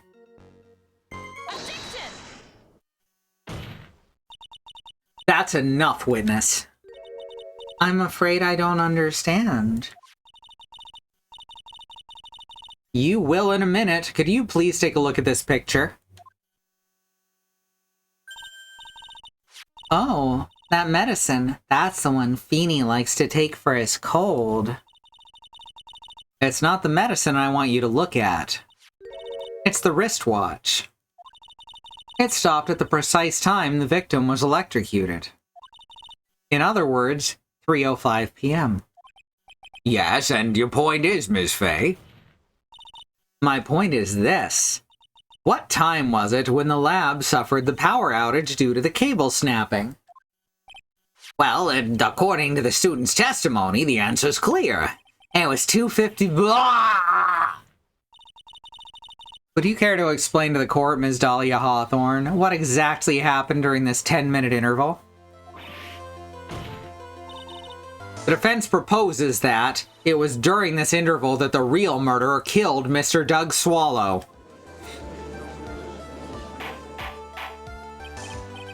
Order! Order in the... This is nonsense. The real murderer... Even you can't deny that the time between the cable breaking and the electrocution are completely unaccounted for.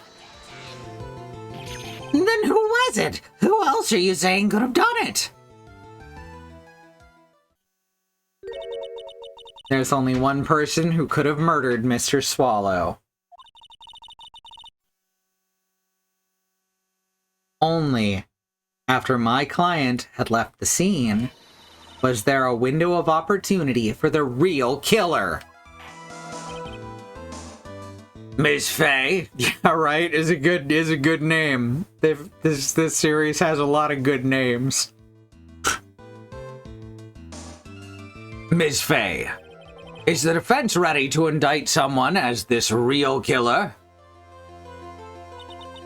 It's finally time.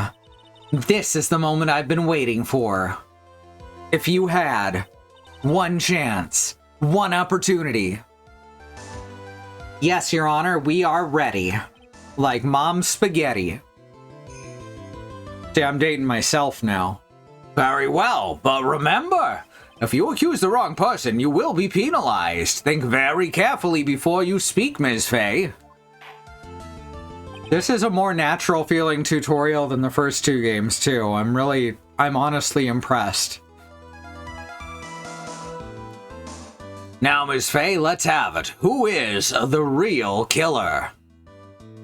Winston Payne! It's not Winston Payne. It could only have been you, Dahlia Hawthorne. Wah! How could you? The defense is grasping at straws. 10 minutes passed between the time the cable broke and the time of the electrocution. What exactly were you doing that whole time, Ms. Hawthorne? Were you really listening to some music while cheering them both on as they fought? I find it hard to believe that you didn't lift a finger to stop the men dearest to you.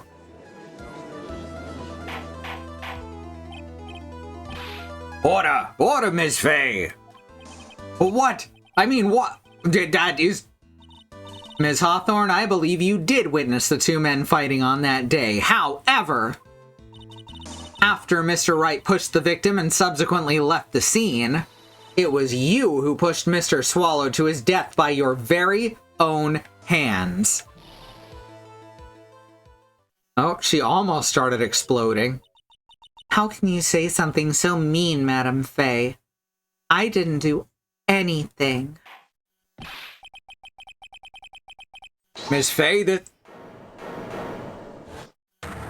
Phoenix, what are you doing? Your Honor, please, I have something I want to say. What is it? Please, strike everything the defense said just now from the record. What the? Are you daft? You're totally wrong, Miss Fay. Dolly, she couldn't do something like that. Mr. Wright, get back in your seat. Bailiff, grab that man. Ah! Leave my Dolly alone!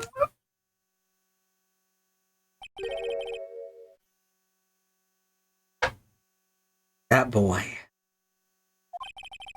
He's gotten himself in way over his head. Oh, Mr. Grossberg, you're back. It seems I've arrived just in the nick of time. I found the police report on that incident in your newspaper clipping. Grossberg's become more pirate accent. He's got more pirate accent in his voice every game. If he appears in Apollo Justice, I'm just gonna go full-on Army matey. I found the police report on that incident in your newspaper clipping. A report on the incident 8 months ago. Thank you so much. This is exactly what I was hoping for. You'd better take a good look at it. It, details how you came to lose your boyfriend. Now then, the defense has made a very serious accusation. Mr. Payne, what do you have to say about this? Well, really, Your Honor. May I interrupt you for just a moment, Mr. Prosecutor? That's the same fucking bar from the beginning of Snake Eater. That's incredible. What? Is there an origin to that riff? That they're both taking from? That's wild. Don't you worry, my dear. I have the situation well in hand. There we go. That is, go right ahead. Madam Faye, are you seriously accusing me of killing my sweet Dougie? Yes, I am. Not only am I saying you murdered Doug Swallow, but you also tried to pin the whole thing on your current lover, Phoenix Wright. I told you that you should let me handle this. Weep. I don't even know what that's an onomatopoeia for at this point. I've never seen it as one. I don't know what to think. Weep. Maybe it's like something that a very small frog says. Weep. Like that. That's the sound she made. Sorry, but please go ahead. How can you say that? I'm absolutely devoted to my dear Feeny. The notion that I would try to frame him is ludicrous. This is all just too much for poor little me to bear. I believe this girl is trying to ask what on earth her motive would be. The answer to that lies somewhere in this police report. It must.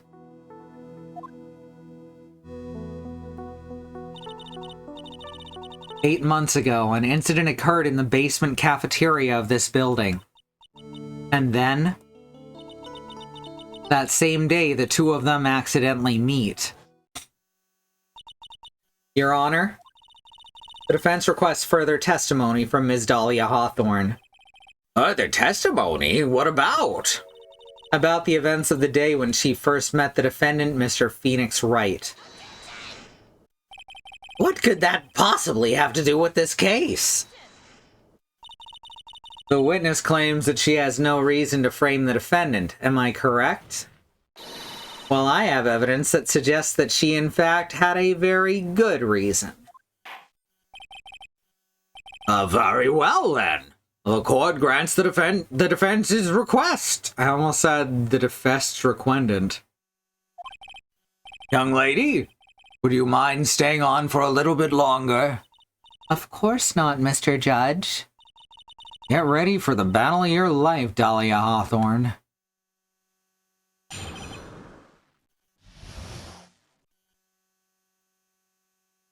How I Met My Feeny. Ooh, new music. I first met my darling Feeny 8 months ago. It's like we were destined to meet in this very courthouse's basement reading room. The moment our eyes met, my heart skipped a beat. We've been going out ever since that fateful day. We're so lovey-woovy. We literally make people sick. It's just jealousy, I think. Mr. Wright, do that again and you will be held in contempt of court. And now we enter the final act of our little drama. As we used to say in the days of my youth, go get her. Been working on the same bag of Takis Fuego for the last month and a half. Dang, I wish I could eat chips that slow. I've been working on this bag of Lay's Chili Limon for the past hour and a half.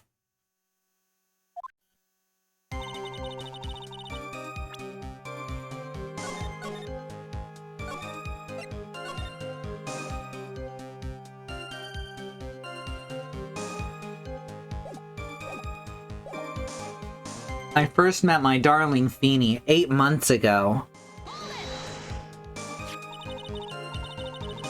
So until that time, you had been dating Doug Swallow.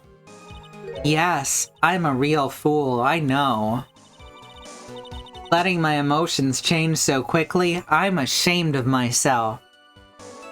We've been doing it a little at a time. I can handle the blue heat ones. These are kind of kicking my ass. Oh, yeah. I like hot stuff. JJ really likes spicy stuff. I like it okay. Letting my emotions change so quickly. I'm ashamed of myself. No, not at all. Look at me. I'm infamous for changing my mind. Like, every time a new evidence comes to light, I just change my mind. Not to review the evidence, but just at random.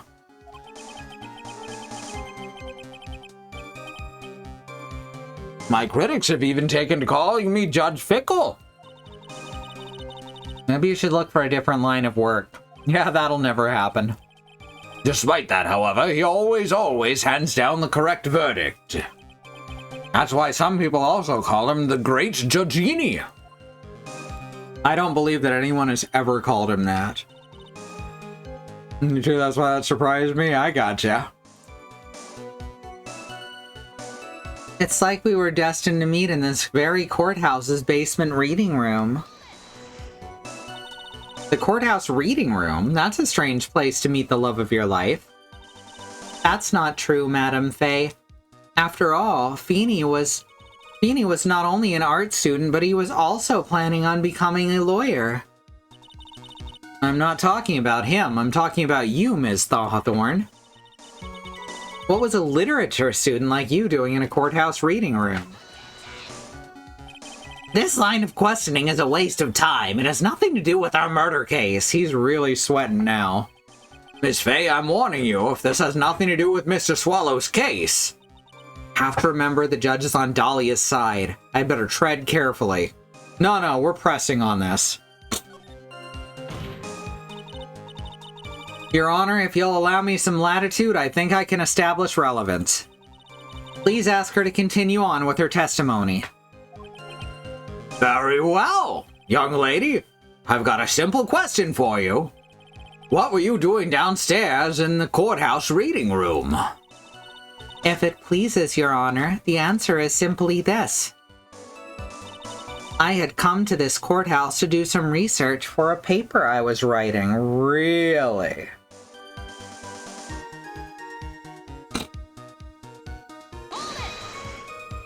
Let's hear about that. You were writing a paper on what?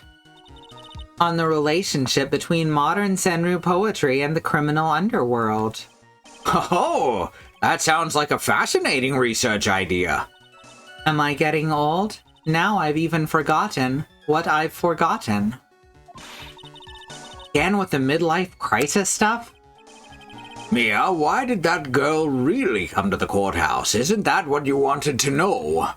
And speaking of forgetting things, you haven't forgotten a police report. Yeah, I got it, man. Just give me a sec. I went through a lot of trouble to get it, my dear, so be sure to read it carefully. Alright, let's fully read it.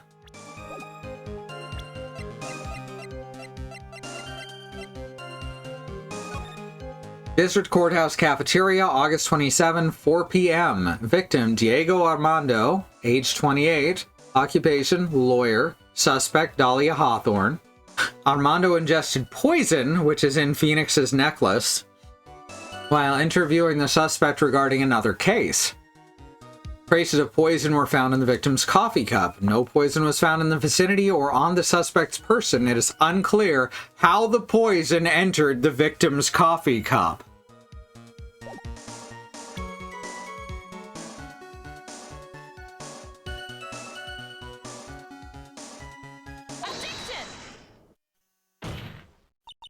Ms. Hawthorne, you weren't here because of your research paper, were you?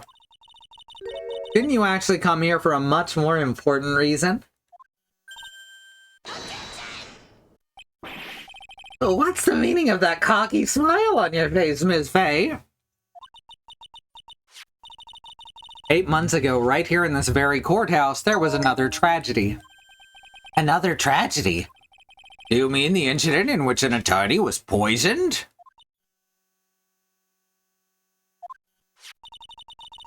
The name of the suspect in that incident is listed here in this police report. And that name is Dahlia Hawthorne. What?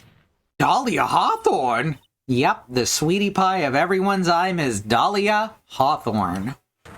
She was the prime suspect in a criminal case just 8 months ago. Order! Order! This is unbelievable! It's true then. The loveliest... Miss Faye, that's not fair! You can't slander my witness with an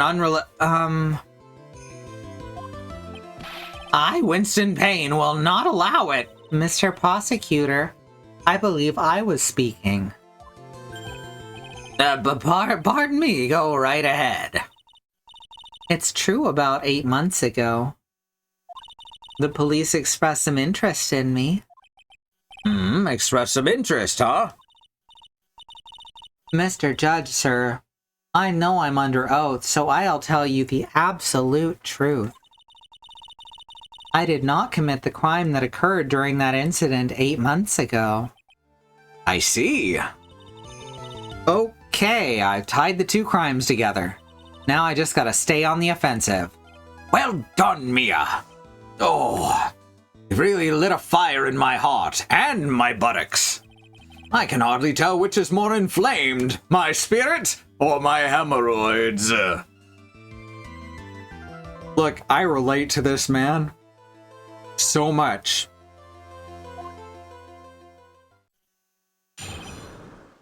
The poisoning.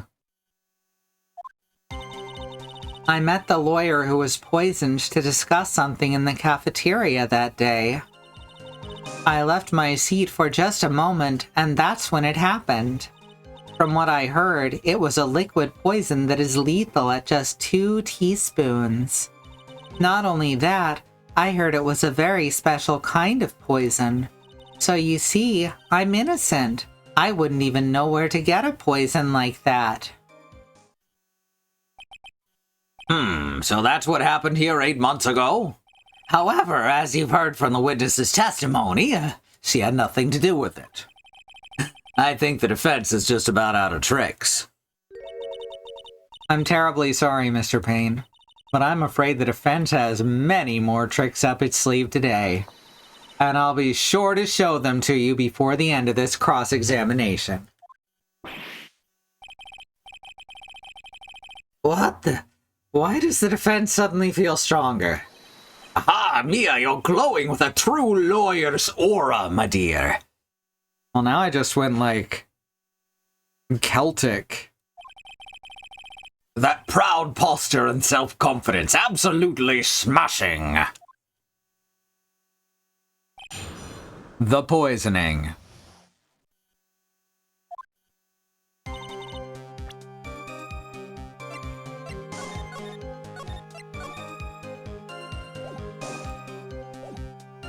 I met the lawyer who was poisoned to discuss something in the cafeteria that day. What were you talking about with the defense attorney? Well, I'm sorry, but that's confidential. According to the report, you were being interviewed regarding another case. The lawyer that was killed. He said he wanted to talk about an incident I was caught up in when I was younger. Why don't you tell us all what that incident was? That has absolutely nothing at all to do with this case. Objection sustained. The defense's question is stricken from the record. You get involved in a lot of incidents, don't you, Ms. Hawthorne? Well, I guess I was just born under a bad sign.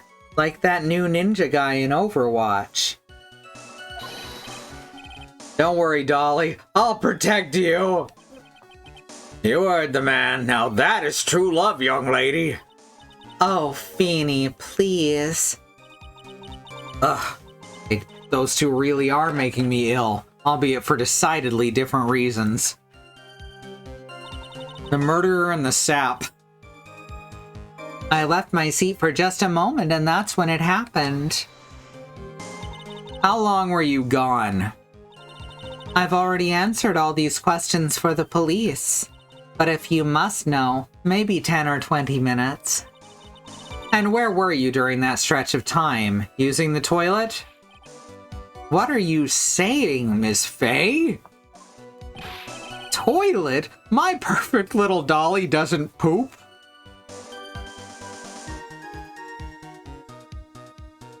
Okay.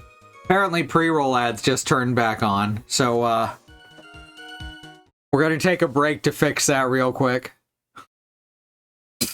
I've learned that the ad timer is all kinds of fucked up. Alright, if you want to support us, you can of course subscribe here. Get access to all of our cool little emotes. And you can also head over to patreon.com/ifwhen, where you get access to art, music, and shoutouts at the end of the stream. We'll be back in about 3 minutes. And I'm gonna get to the bottom of how this fucking ad shit works one of these days.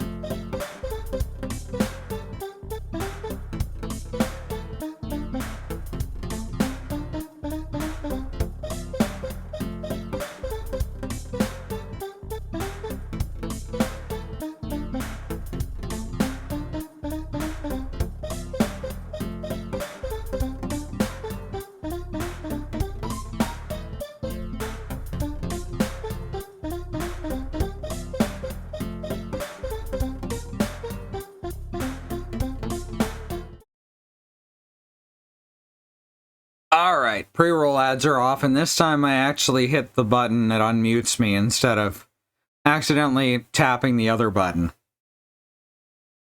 Alright, let's see where this goes. We're almost done. We've almost got this.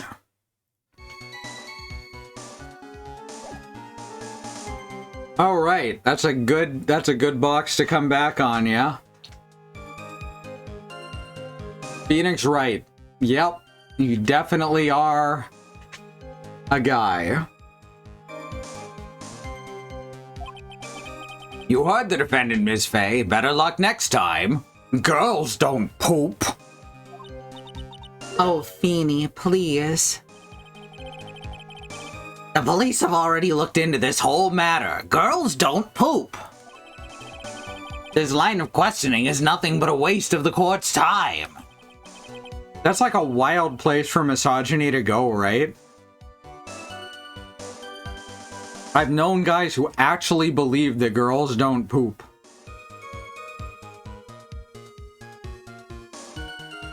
And I don't know how your brain gets to that point, you know? Objection sustained. Miss Hawthorne, please continue with your testimony. From what I heard, it was a liquid poison that is lethal at just 2 teaspoons. About how much liquid is 2 teaspoons? I only talk in metric. Well, let me see. My bottle of eye drops has 1/2 fluid ounce, which is equal to 3 teaspoons. So it's about 2/3 of that amount, huh? The poison was found in the lawyer's mug of coffee. It must have been after I left the table. Girls don't fart, only skeevy stoners fart. We're all skeevy So I was trying to say we're all skeevy stoners in Soldier 76's voice. I didn't quite get that. Jay and Silent Bob Strike Back. Yes, I did remember. I did remember that one. It must have been after I left the table. Someone must have quietly slipped it in there. I'm a big fan of Kevin Smith because he grows up as time goes on. He made one of the worst movies I've ever seen when he was younger, Chasing Amy. And since then, he has apologized and gotten better. And with each movie, he learns to be better. And then he made Masters of the Universe Revelation and Masters of the Universe Revolution. And those kick ass. Someone must have quietly slipped it in there. Not only that, I heard it was a very special kind of poison. A special kind of poison? How so? Dogma remains one of my favorite movies. It is so good. I keep going back and watching stuff from when I was younger, and a lot of it does not hold up well. A lot of Kevin Smith's has stuff in it that doesn't hold up well. But his stuff just gets better as he goes in basically every way. A special kind of poison? How so? Well, I heard that it's almost impossible to detect. Oh, and where would something like that come from? From a pharmacology lab. I'm sorry. All I know is what I overheard the policeman saying. They said something about using advanced chemical processes to purify it. Iocane powder, oh no. Chemical processes? Well, that's quite impressive. Most impressive. The better question is, how did the criminal get something like that? So you see, I'm innocent. I wouldn't even know where to get a poison like that, she lied. And that's the reason they didn't arrest you. Because no one could show how you could have gotten the poison. I think that's a good enough reason, Madam Faye. She's right, and I think we've all had enough of Ms. Faye's questions. So in essence, the main reason Miss Hawthorne was never arrested for this crime was because no one could show how she could have obtained the poison. And all we have to do is find a way to establish how she could have gotten some, right? Great.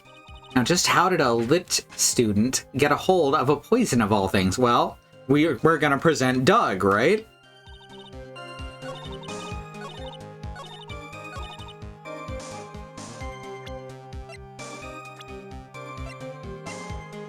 Boom.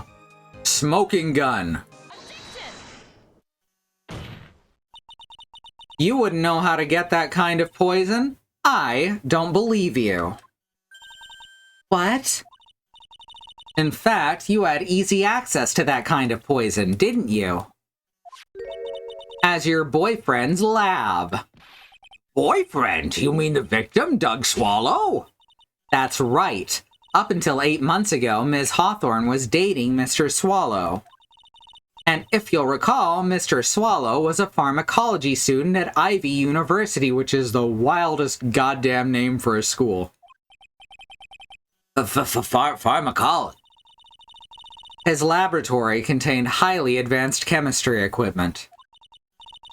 In fact, without such equipment, the culprit could never have obtained such a rare and special poison. It's too bad that, oh my god, I forgot her boyfriend's name already. Not Doug, Mia's boyfriend. It's too bad that he wasn't, taking small amounts of iocane powder, every day for several years, right, to build up an immunity. The culprit could never have obtained such a rare and special poison.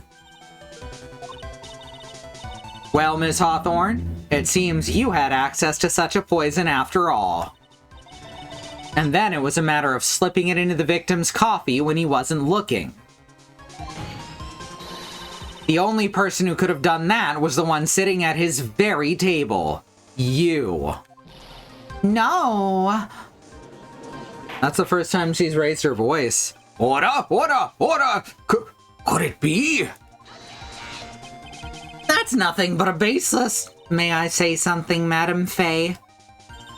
What is it, Ms. Hawthorne? The amount of poison in the coffee was 2 teaspoons, correct?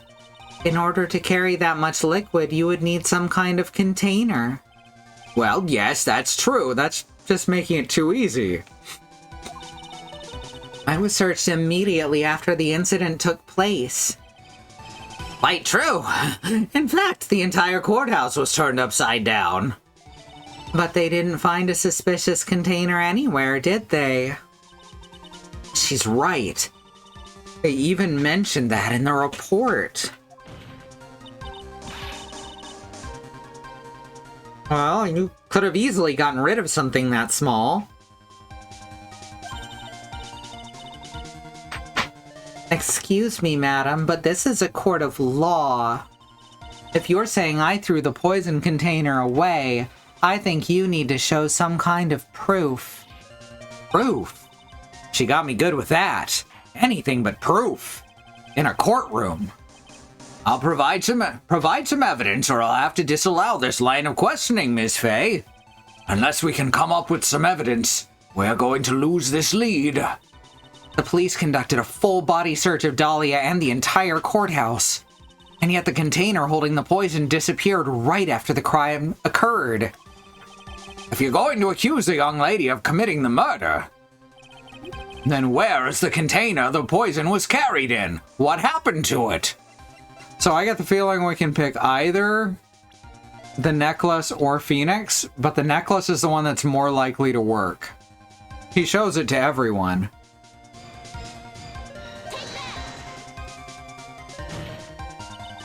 You were forced to get rid of the container in a hurry, weren't you? And that's why you passed it on to someone that had nothing to do with the case. Someone that you knew wouldn't be searched. Who is this person? Mr. Phoenix Wright, of course. So the defendant was this witness's accomplice? Of course not. He was a patsy. She gave the poison to him disguised as a present. What? But that's... That's a charming little necklace. Is this a little bottle? It's really quite cute. So what about it? What does it mean, Miss Fay? The day the witness met and fell for Mr. Phoenix Wright was 8 months ago. August 27th, the very same day as the poisoning incident. Under the pretense of love, the witness gave my client a present. All for the purpose of hiding the one piece of evidence that would give her away. What? Are you saying there's a deadly poison in here? No, there's no longer any poison in the bottle. However, I'm certain if the crime lab were to analyze it, they would find a trace amount. No! Wah! Order! Order in the court! Here's Nick again. On behalf of Dolly, I object. Mr. Wright, control yourself. I won't let you bully her like this. Oh my god. Nick, please. Mr. Wright, I thought I told you to stay in your seat. Mr. Wright, why? Why are you going through so much trouble to protect her? Why? Because I'm madly in love with her.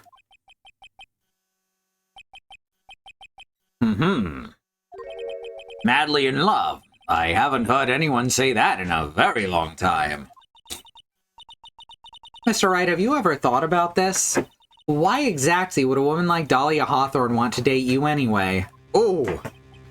Well, I guess she must be madly in love with me too. Mr. Wright, please open your eyes. At this point in the trial, I think it should be obvious to everyone. The real reason that Dahlia Hawthorne is dating you is because of that necklace. Dahlia Hawthorne was not and is not madly in love with you. The only thing she's after is that bottle necklace you love to wear around your neck. My necklace? Back there in the waiting room, you said it yourself. Yeah, but she's so shy. Every time I see her, she always says the same thing to me. Please, give it back now.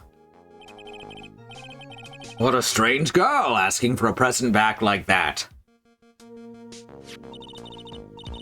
For Dahlia Hawthorne, that necklace is irrefutable evidence of her crime. That's why she absolutely had to get it back. You're lying. But you never gave it back to her. And to make things worse for her, you insisted on showing it to everyone you met. That's why she... I don't believe you. No, that's a lie!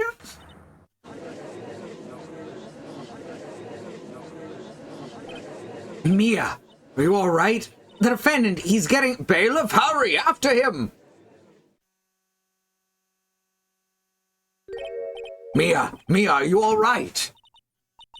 Yes, I think so. Boy, he went completely insane. Where's Mr. Wright? It looks like the bailiff caught him, so he should be back soon enough. Thank goodness. Oh no. What is it? The bottle necklace, Miss Hawthorne's present.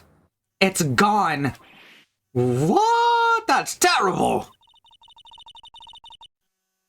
That was a terrible line read. I apologize for that. Mr. Wright must have grabbed it when he slammed into me. Hey, he slammed into her. Foolish boy, that's the only thing that could have saved him. What in blazes are we supposed to do now?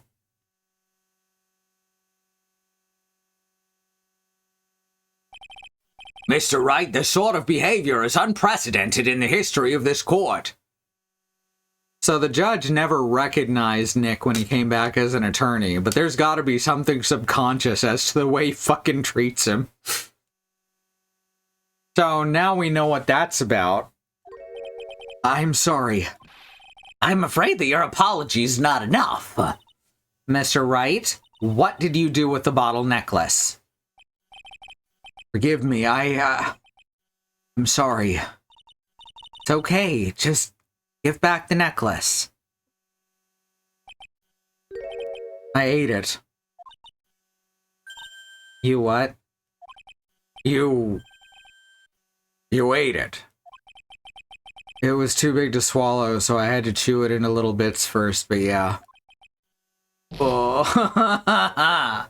What? What? What is he doing now? Your Honor, you've got to stop the trial. Mr. Wright, are you feeling okay? Does your stomach hurt? The bottle you swallowed may have had some poison left in it.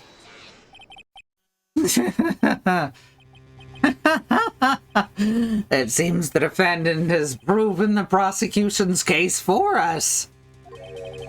Clearly, that bottle did not contain a deadly poison. How can you be so sure? I think that's obvious. As you can see, the defendant is still very much alive. Yeah, but that's because there was less than 2 teaspoons left. As for the poison, more like a fledgling defense attorney's overactive imagination. So it would seem. No, there must be some mistake. The bottle must not have had any poison left in it, like we already established. Either that, or the poison must have lost its potency. There, it's all right, rookie. Trusting your client is the most noble thing a defense attorney can do. And it's heartwarming to see that you place this much faith in Mr. Wright.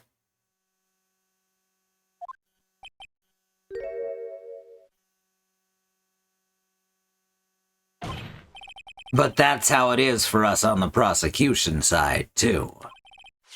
For example, I would trust the witness Ms. Hawthorne with my very life.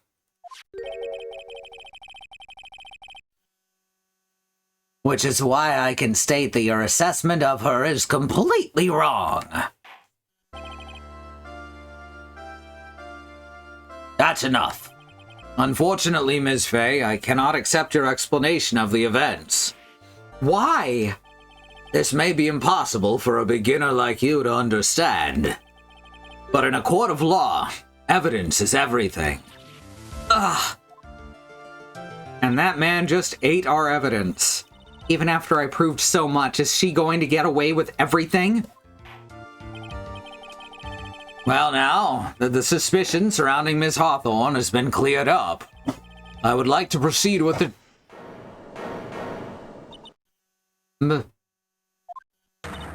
Mr. Wright? I'm sorry, Miss Fay. It totally slipped my mind. I'm really, really sorry. I know you believed in me, and I feel like I really let you down. Mr. Wright, what are you trying to say? There's something I forgot to tell you. What is it? That day, the day I met Doug Swallow.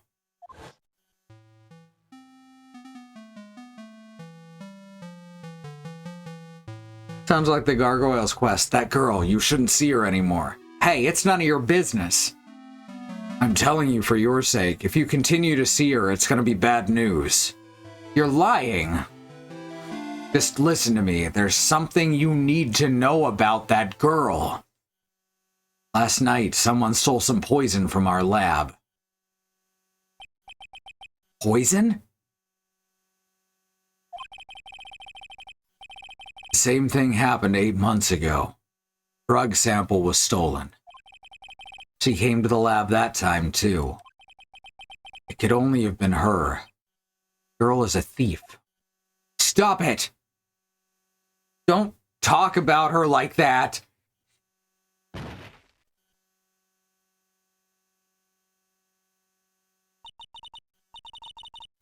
Is it true? Did he really say that? That's ridiculous. There's one more thing. After I pushed him that day, got worried and came back to have a look. And she was there. Dolly was right there. She was crouched down next to him. What? She told me not to ever tell anyone about it, but I'm sorry, Dolly. Your Honor, this is... the defendant is... Ms. Fay, you tell them. Dolly didn't do it. She's innocent.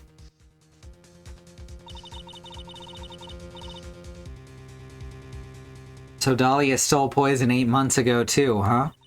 If you put that together with Mr. Wright's testimony, then there's only one possible conclusion. The defense believes that Ms. Dahlia Hawthorne stole some poison on the night before she killed Doug Swallow. The night before? Naturally, her motive for stealing it was to kill someone. Miss Fey, if you're so certain of your theory, then let me ask you this. Mia, this is your last chance. Think carefully now. There's something that she desperately wanted to get back. Therefore... Exactly who was Ms. Dahlia Hawthorne planning to kill? I knew this is where it was going.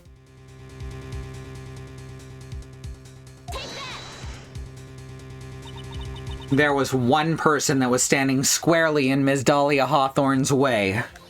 And that person was Mr. Phoenix Wright. Me? That's preposterous. After all, it was Doug Swallow that was murdered. Well, it's true that that's how things worked out, but let's remember that Mr. Swallow died of electrocution, not poison. The person that Ms. Hawthorne was planning to poison was, in fact, you, Phoenix Wright. There is no one else it could be. But how could that be? I thought Mr. Wright and Miss Hawthorne were in love. Poor Mr. Wright. This must be killing him. Hang in there. I'll bring her to justice. I swear it. As I said before, the only thing Ms. Hawthorne truly cared about was the one piece of evidence linking her to that incident 8 months ago. That's right. The bottle necklace. That's all she cared about. But even so, why would she go so far as to murder him? 8 months ago, just after the fall of that attorney in the basement cafeteria, Dahlia Hawthorne could think of only one thing: how to get rid of the bottle necklace as quickly as possible. No, it can't be. It was a pretty good move she made, too. The evidence was missing for a long time. But there was just one big problem. Although she got him to hide the evidence, Mr. Wright refused to return it to her. To him, the tiny bottle was a cherished treasure.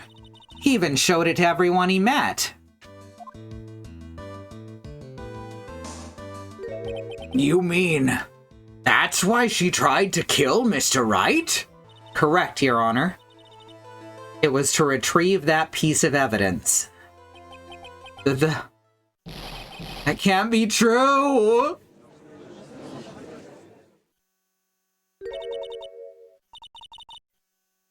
Beanie, what a joke you are.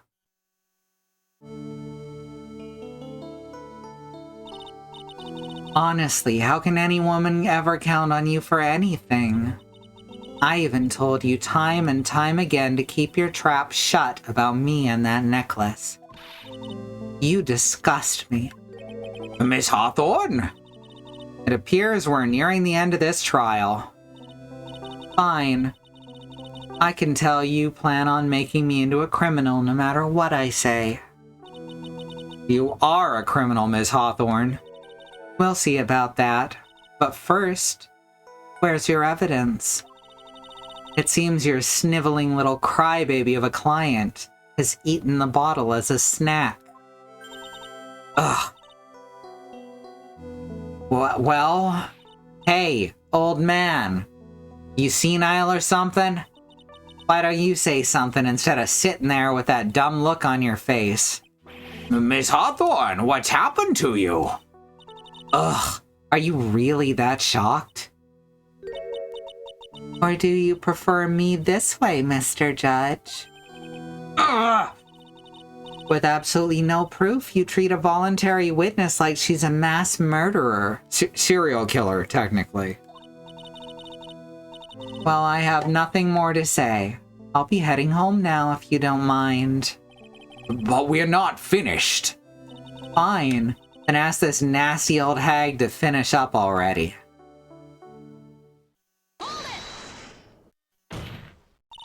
I cannot let her get away this time.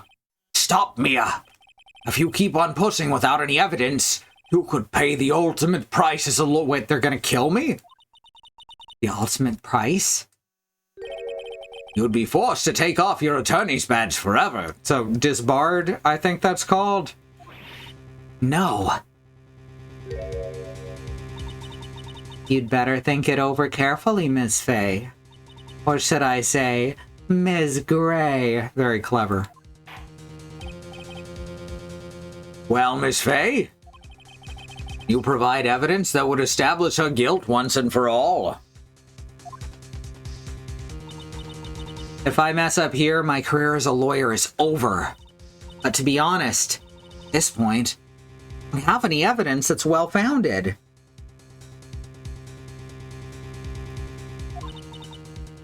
Even so, I'd rather lose my attorney's badge than let her get away with murder.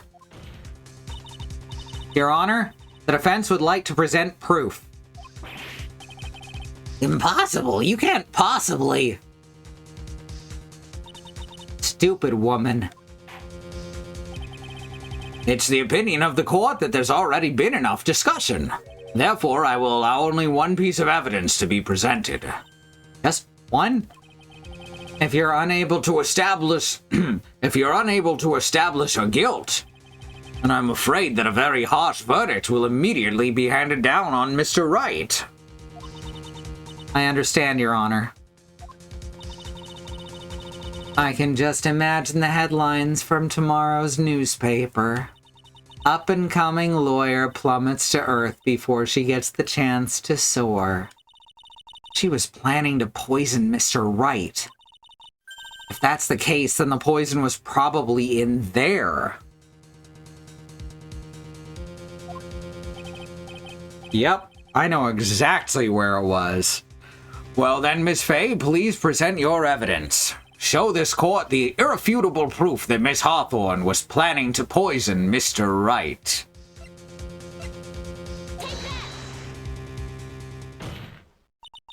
Here it is, Your Honor. The evidence that will prove her guilt once and for all. Cold Killer X, Phoenix Wright's beloved cold medicine? Does our rookie defense attorney have a bit of a cold? If I did, I still wouldn't take this cold medicine. After all, it's been poisoned. What? Remember what the defendant said in his testimony? But I lost my bottle of it around lunchtime on the day of the accident. I always eat with Dolly, just the two of us. She was the one who took his bottle of Cold Killer X. Then she poisoned it, knowing that Mr. Wright was going to take some. Now you're really grasping at straws. After all, it was the victim, Doug Swallow, that was holding the medicine. I would like the court to recall the crime that happened here 8 months ago. Where did Ms. Hawthorne hide the evidence? Huh? What are you talking about? 8 months ago, the poison was hidden in her bottle necklace, which she then gave to someone else for safekeeping. Someone she had accidentally run into in the reading room. My client, Mr. Phoenix Wright.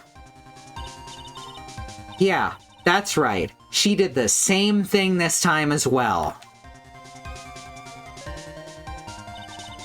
After shoving the victim, Mr. Phoenix Wright left the scene of the crime. That's when the murderer, Dahlia Hawthorne, appeared. With her, she was carrying the poisoned bottle of Cold Killer X. This, of course, was so she could carry out her plan to murder Mr. Wright. I believe she did testify that she was going to meet with the defendants. Yes, and she heard and saw everything that happened at the scene of the crime, including what the defendant and victim were arguing about and the cut electrical cable.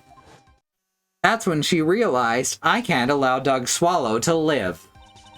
She used the severed electrical cable to silence him forever.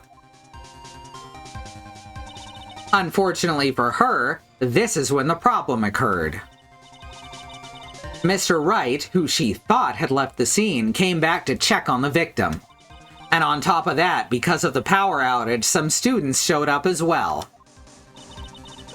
It's hardly any wonder that she was, as she put it, in a state of panic. Recall that she was carrying that bottle of poison cold medicine. She must have thought, what if they searched me like they did 8 months ago? 8 months ago? Yeah, she disposed of the evidence exactly the same way as she did back then.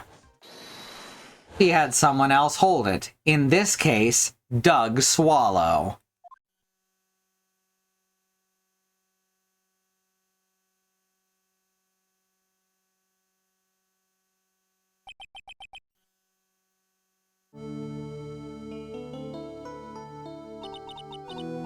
Oh, come on now, everyone. Surely you weren't fooled, are you? This stupid woman, she's nothing but a filthy, stinking liar. Right, Mr. Prosecutor? Huh? Yes, that's exactly right. It's just pure desperation. Ugh, I wonder which one of us is the desperate one. So, Ms. Hawthorne.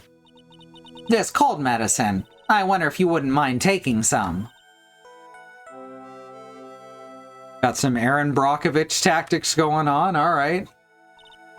Well, Mr. Wright ate that necklace of yours, right? Now it's your turn to prove your innocence. What do you say? If I'm just a filthy, stinking liar, then there's no need to worry. So come on, show us. I dare you to take some of this medicine right now. Ugh.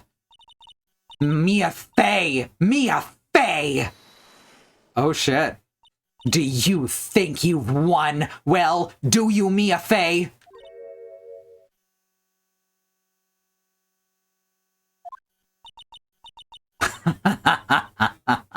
That's just fine. For the time being, victory is yours. For the time being? Well, I have a very long memory, you know. You and I will meet again. I'm certain of it. Well then, Mr. Judge. See you later too, okay? Huh? Yes, I'll hail the time being. Oh no, the time being exists everywhere all at once. Bow before it. I'm going to go spend a little quality time with the men in blue now. I wish you all the best. I remember I streamed Lisa, and I did a voice that scared Bast, and I was starting to go into that territory a bit there.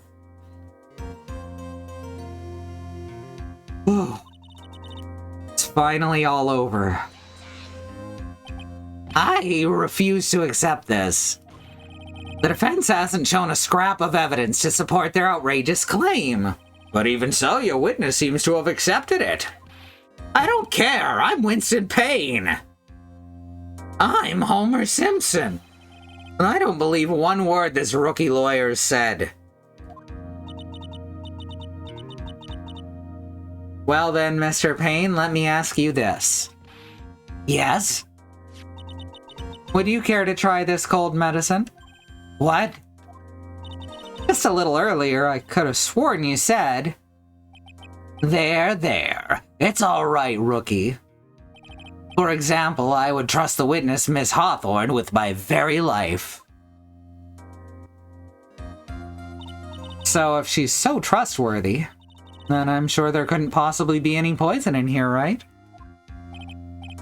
Oh, well, you see, And here comes the backpedal.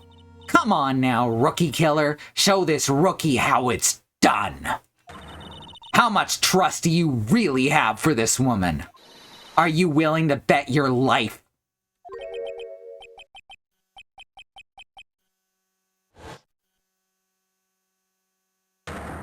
Ah, my hair, it's flying out, my beautiful hair. I thought he was gonna rip out his hair. No, it just flew off his head because she just busted his fucking nuts so hard. Mr. Payne? About Miss Dahlia Hawthorne? Yes, Your Honor. Ah, that's a bit more familiar. I'll file the papers for her immediate arrest. Tragic, but not surprising. I knew there was something suspicious about her from the very beginning. Shut the fuck up, Judge. Don't lie, just admit you were wrong. By the way, Miss Fay. Yes, Your Honor. Was it just me, or did you and Miss Dahlia Hawthorne seem to know each other? Your Honor, whether we did or not has no bearing on this case. Very well. Mr. Payne, this can't be happening. It's a nightmare. It's like losing my daughter. His hair. It appears Mr. Payne has lost his spirit along with his hair. Does the defendant have anything further to say? It can't be true. My dear Dolly. Very well, then. I believe I'm ready to pass judgment and bring this trial to an end. The court finds the defendant, Phoenix Wright, not guilty.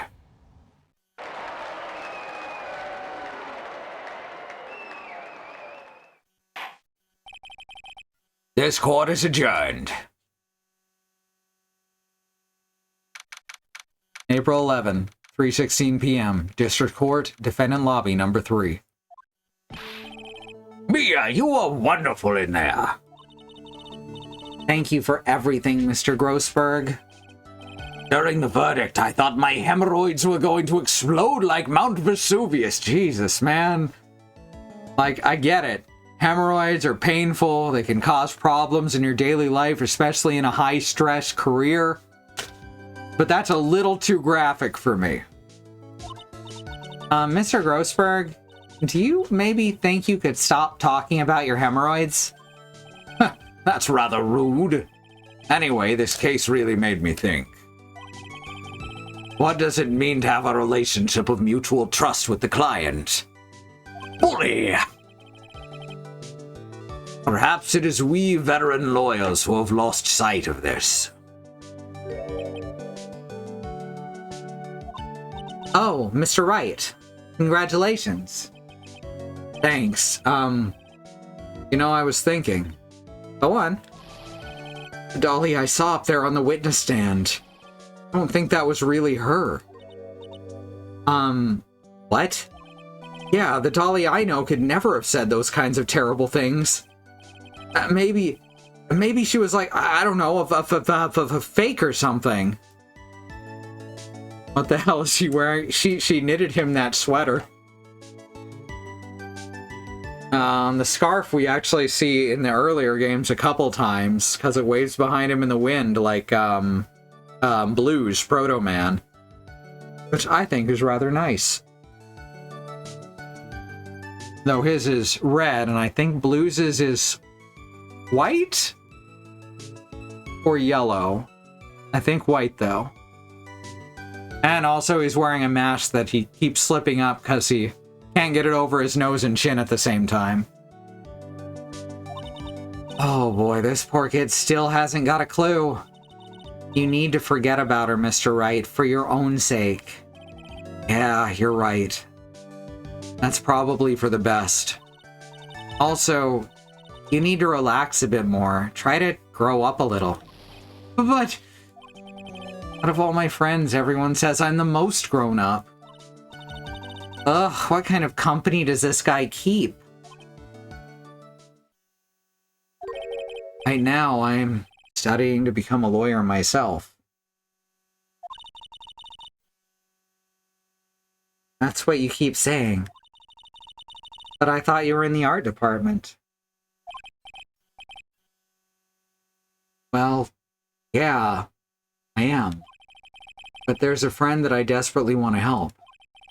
If I hurry, then I should still be able to save him in time. I see. Say, Miss Fay? A lawyer is someone who can help people when they're in trouble, right? Mr. Wright, I'm still new at this myself. But I think that's exactly what a lawyer is. Okay. I'm gonna do it. I'll study my ass off. I'll become a lawyer for sure. I hope we see each other again someday. Maybe even in court.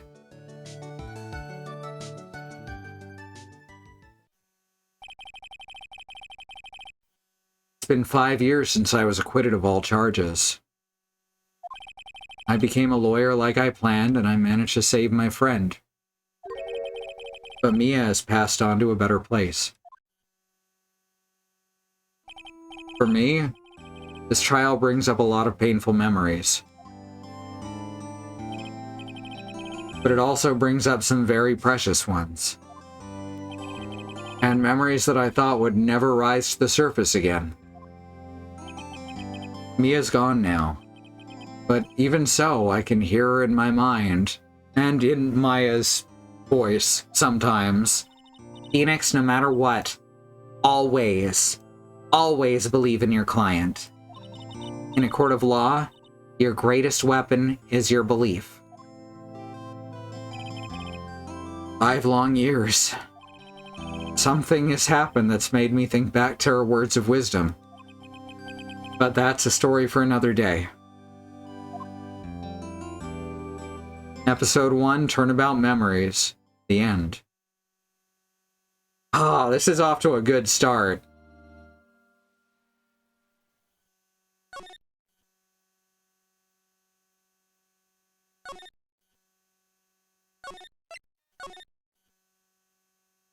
There we go. That's the end of chapter 1. We'll come back to that next week with episode 2, The Stolen Turnabout. Oh, popped my knuckles there. Hope that didn't come through the mic. All right, thank you everyone so much for coming. It's great to have you here. I actually streamed to an empty room for a good chunk of that, and I didn't mind. That kind of surprised me. This is just a fun story to follow even on my own, and I guess I've grown as a person just like Nick. All right, so just realized that chat is off. That's weird. It was supposed to be on. That's fine. All right, now it's on again. Now it's visible. I don't know when I did that. Probably when I accidentally missed mashing the mute button. All right. Let's see. If you want to support us, you can, of course, subscribe here. You get access to all of our super cool emotes that are made by mostly two with some input from JJ. JJ also makes our PNG tubers. There's some big stuff going on. So if you want to keep track of what's happening in that space, you can head over to patreon.com/ifwhen, where you can get access to art, music, updates on art and music and all that, and shout outs at the end of the stream. And guess what? It's the end of the stream. Also been missing this.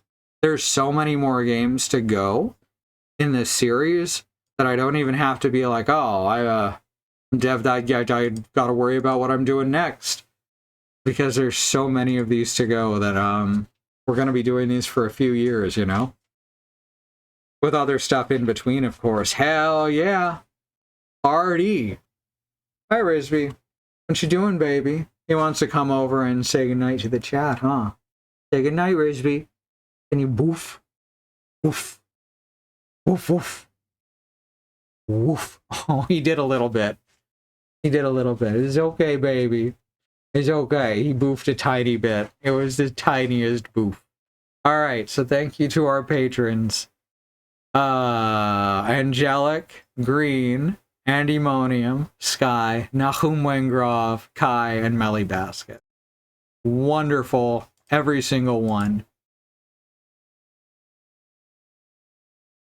And here's our schedule. Tomorrow's stuff over at truckcommunity.neocities.org. We're going to see Bad Road streaming, what's it called? You know, that thing. Blood Rain, which is very fun. He's a very entertaining guy. I say that about all of our team, but that's only because it's true. And then after Bad Road, will be too, with I believe she's continuing with Monster Hunter Wilds. She's kind of doing it as both evening and afternoon, and I don't know how she's going to sort that. We'll see. The afternoon stream is a wild card. Sometimes it doesn't even happen, so I don't tend to mention it here, but it is a thing that can happen, so keep your go live notifications. Keep watching them, and you might see one of us. And here's our YouTube channel over at youtube.com/@ifwhenvod, where you can see all the streams we've done on this channel. They're just up there now. You can't stop them. All right. Okay. That's all we got. Thank you all so much once again. It's been wonderful to hang out with you. And it's been wonderful to just read goofy stories. And we'll see you next time. Good night.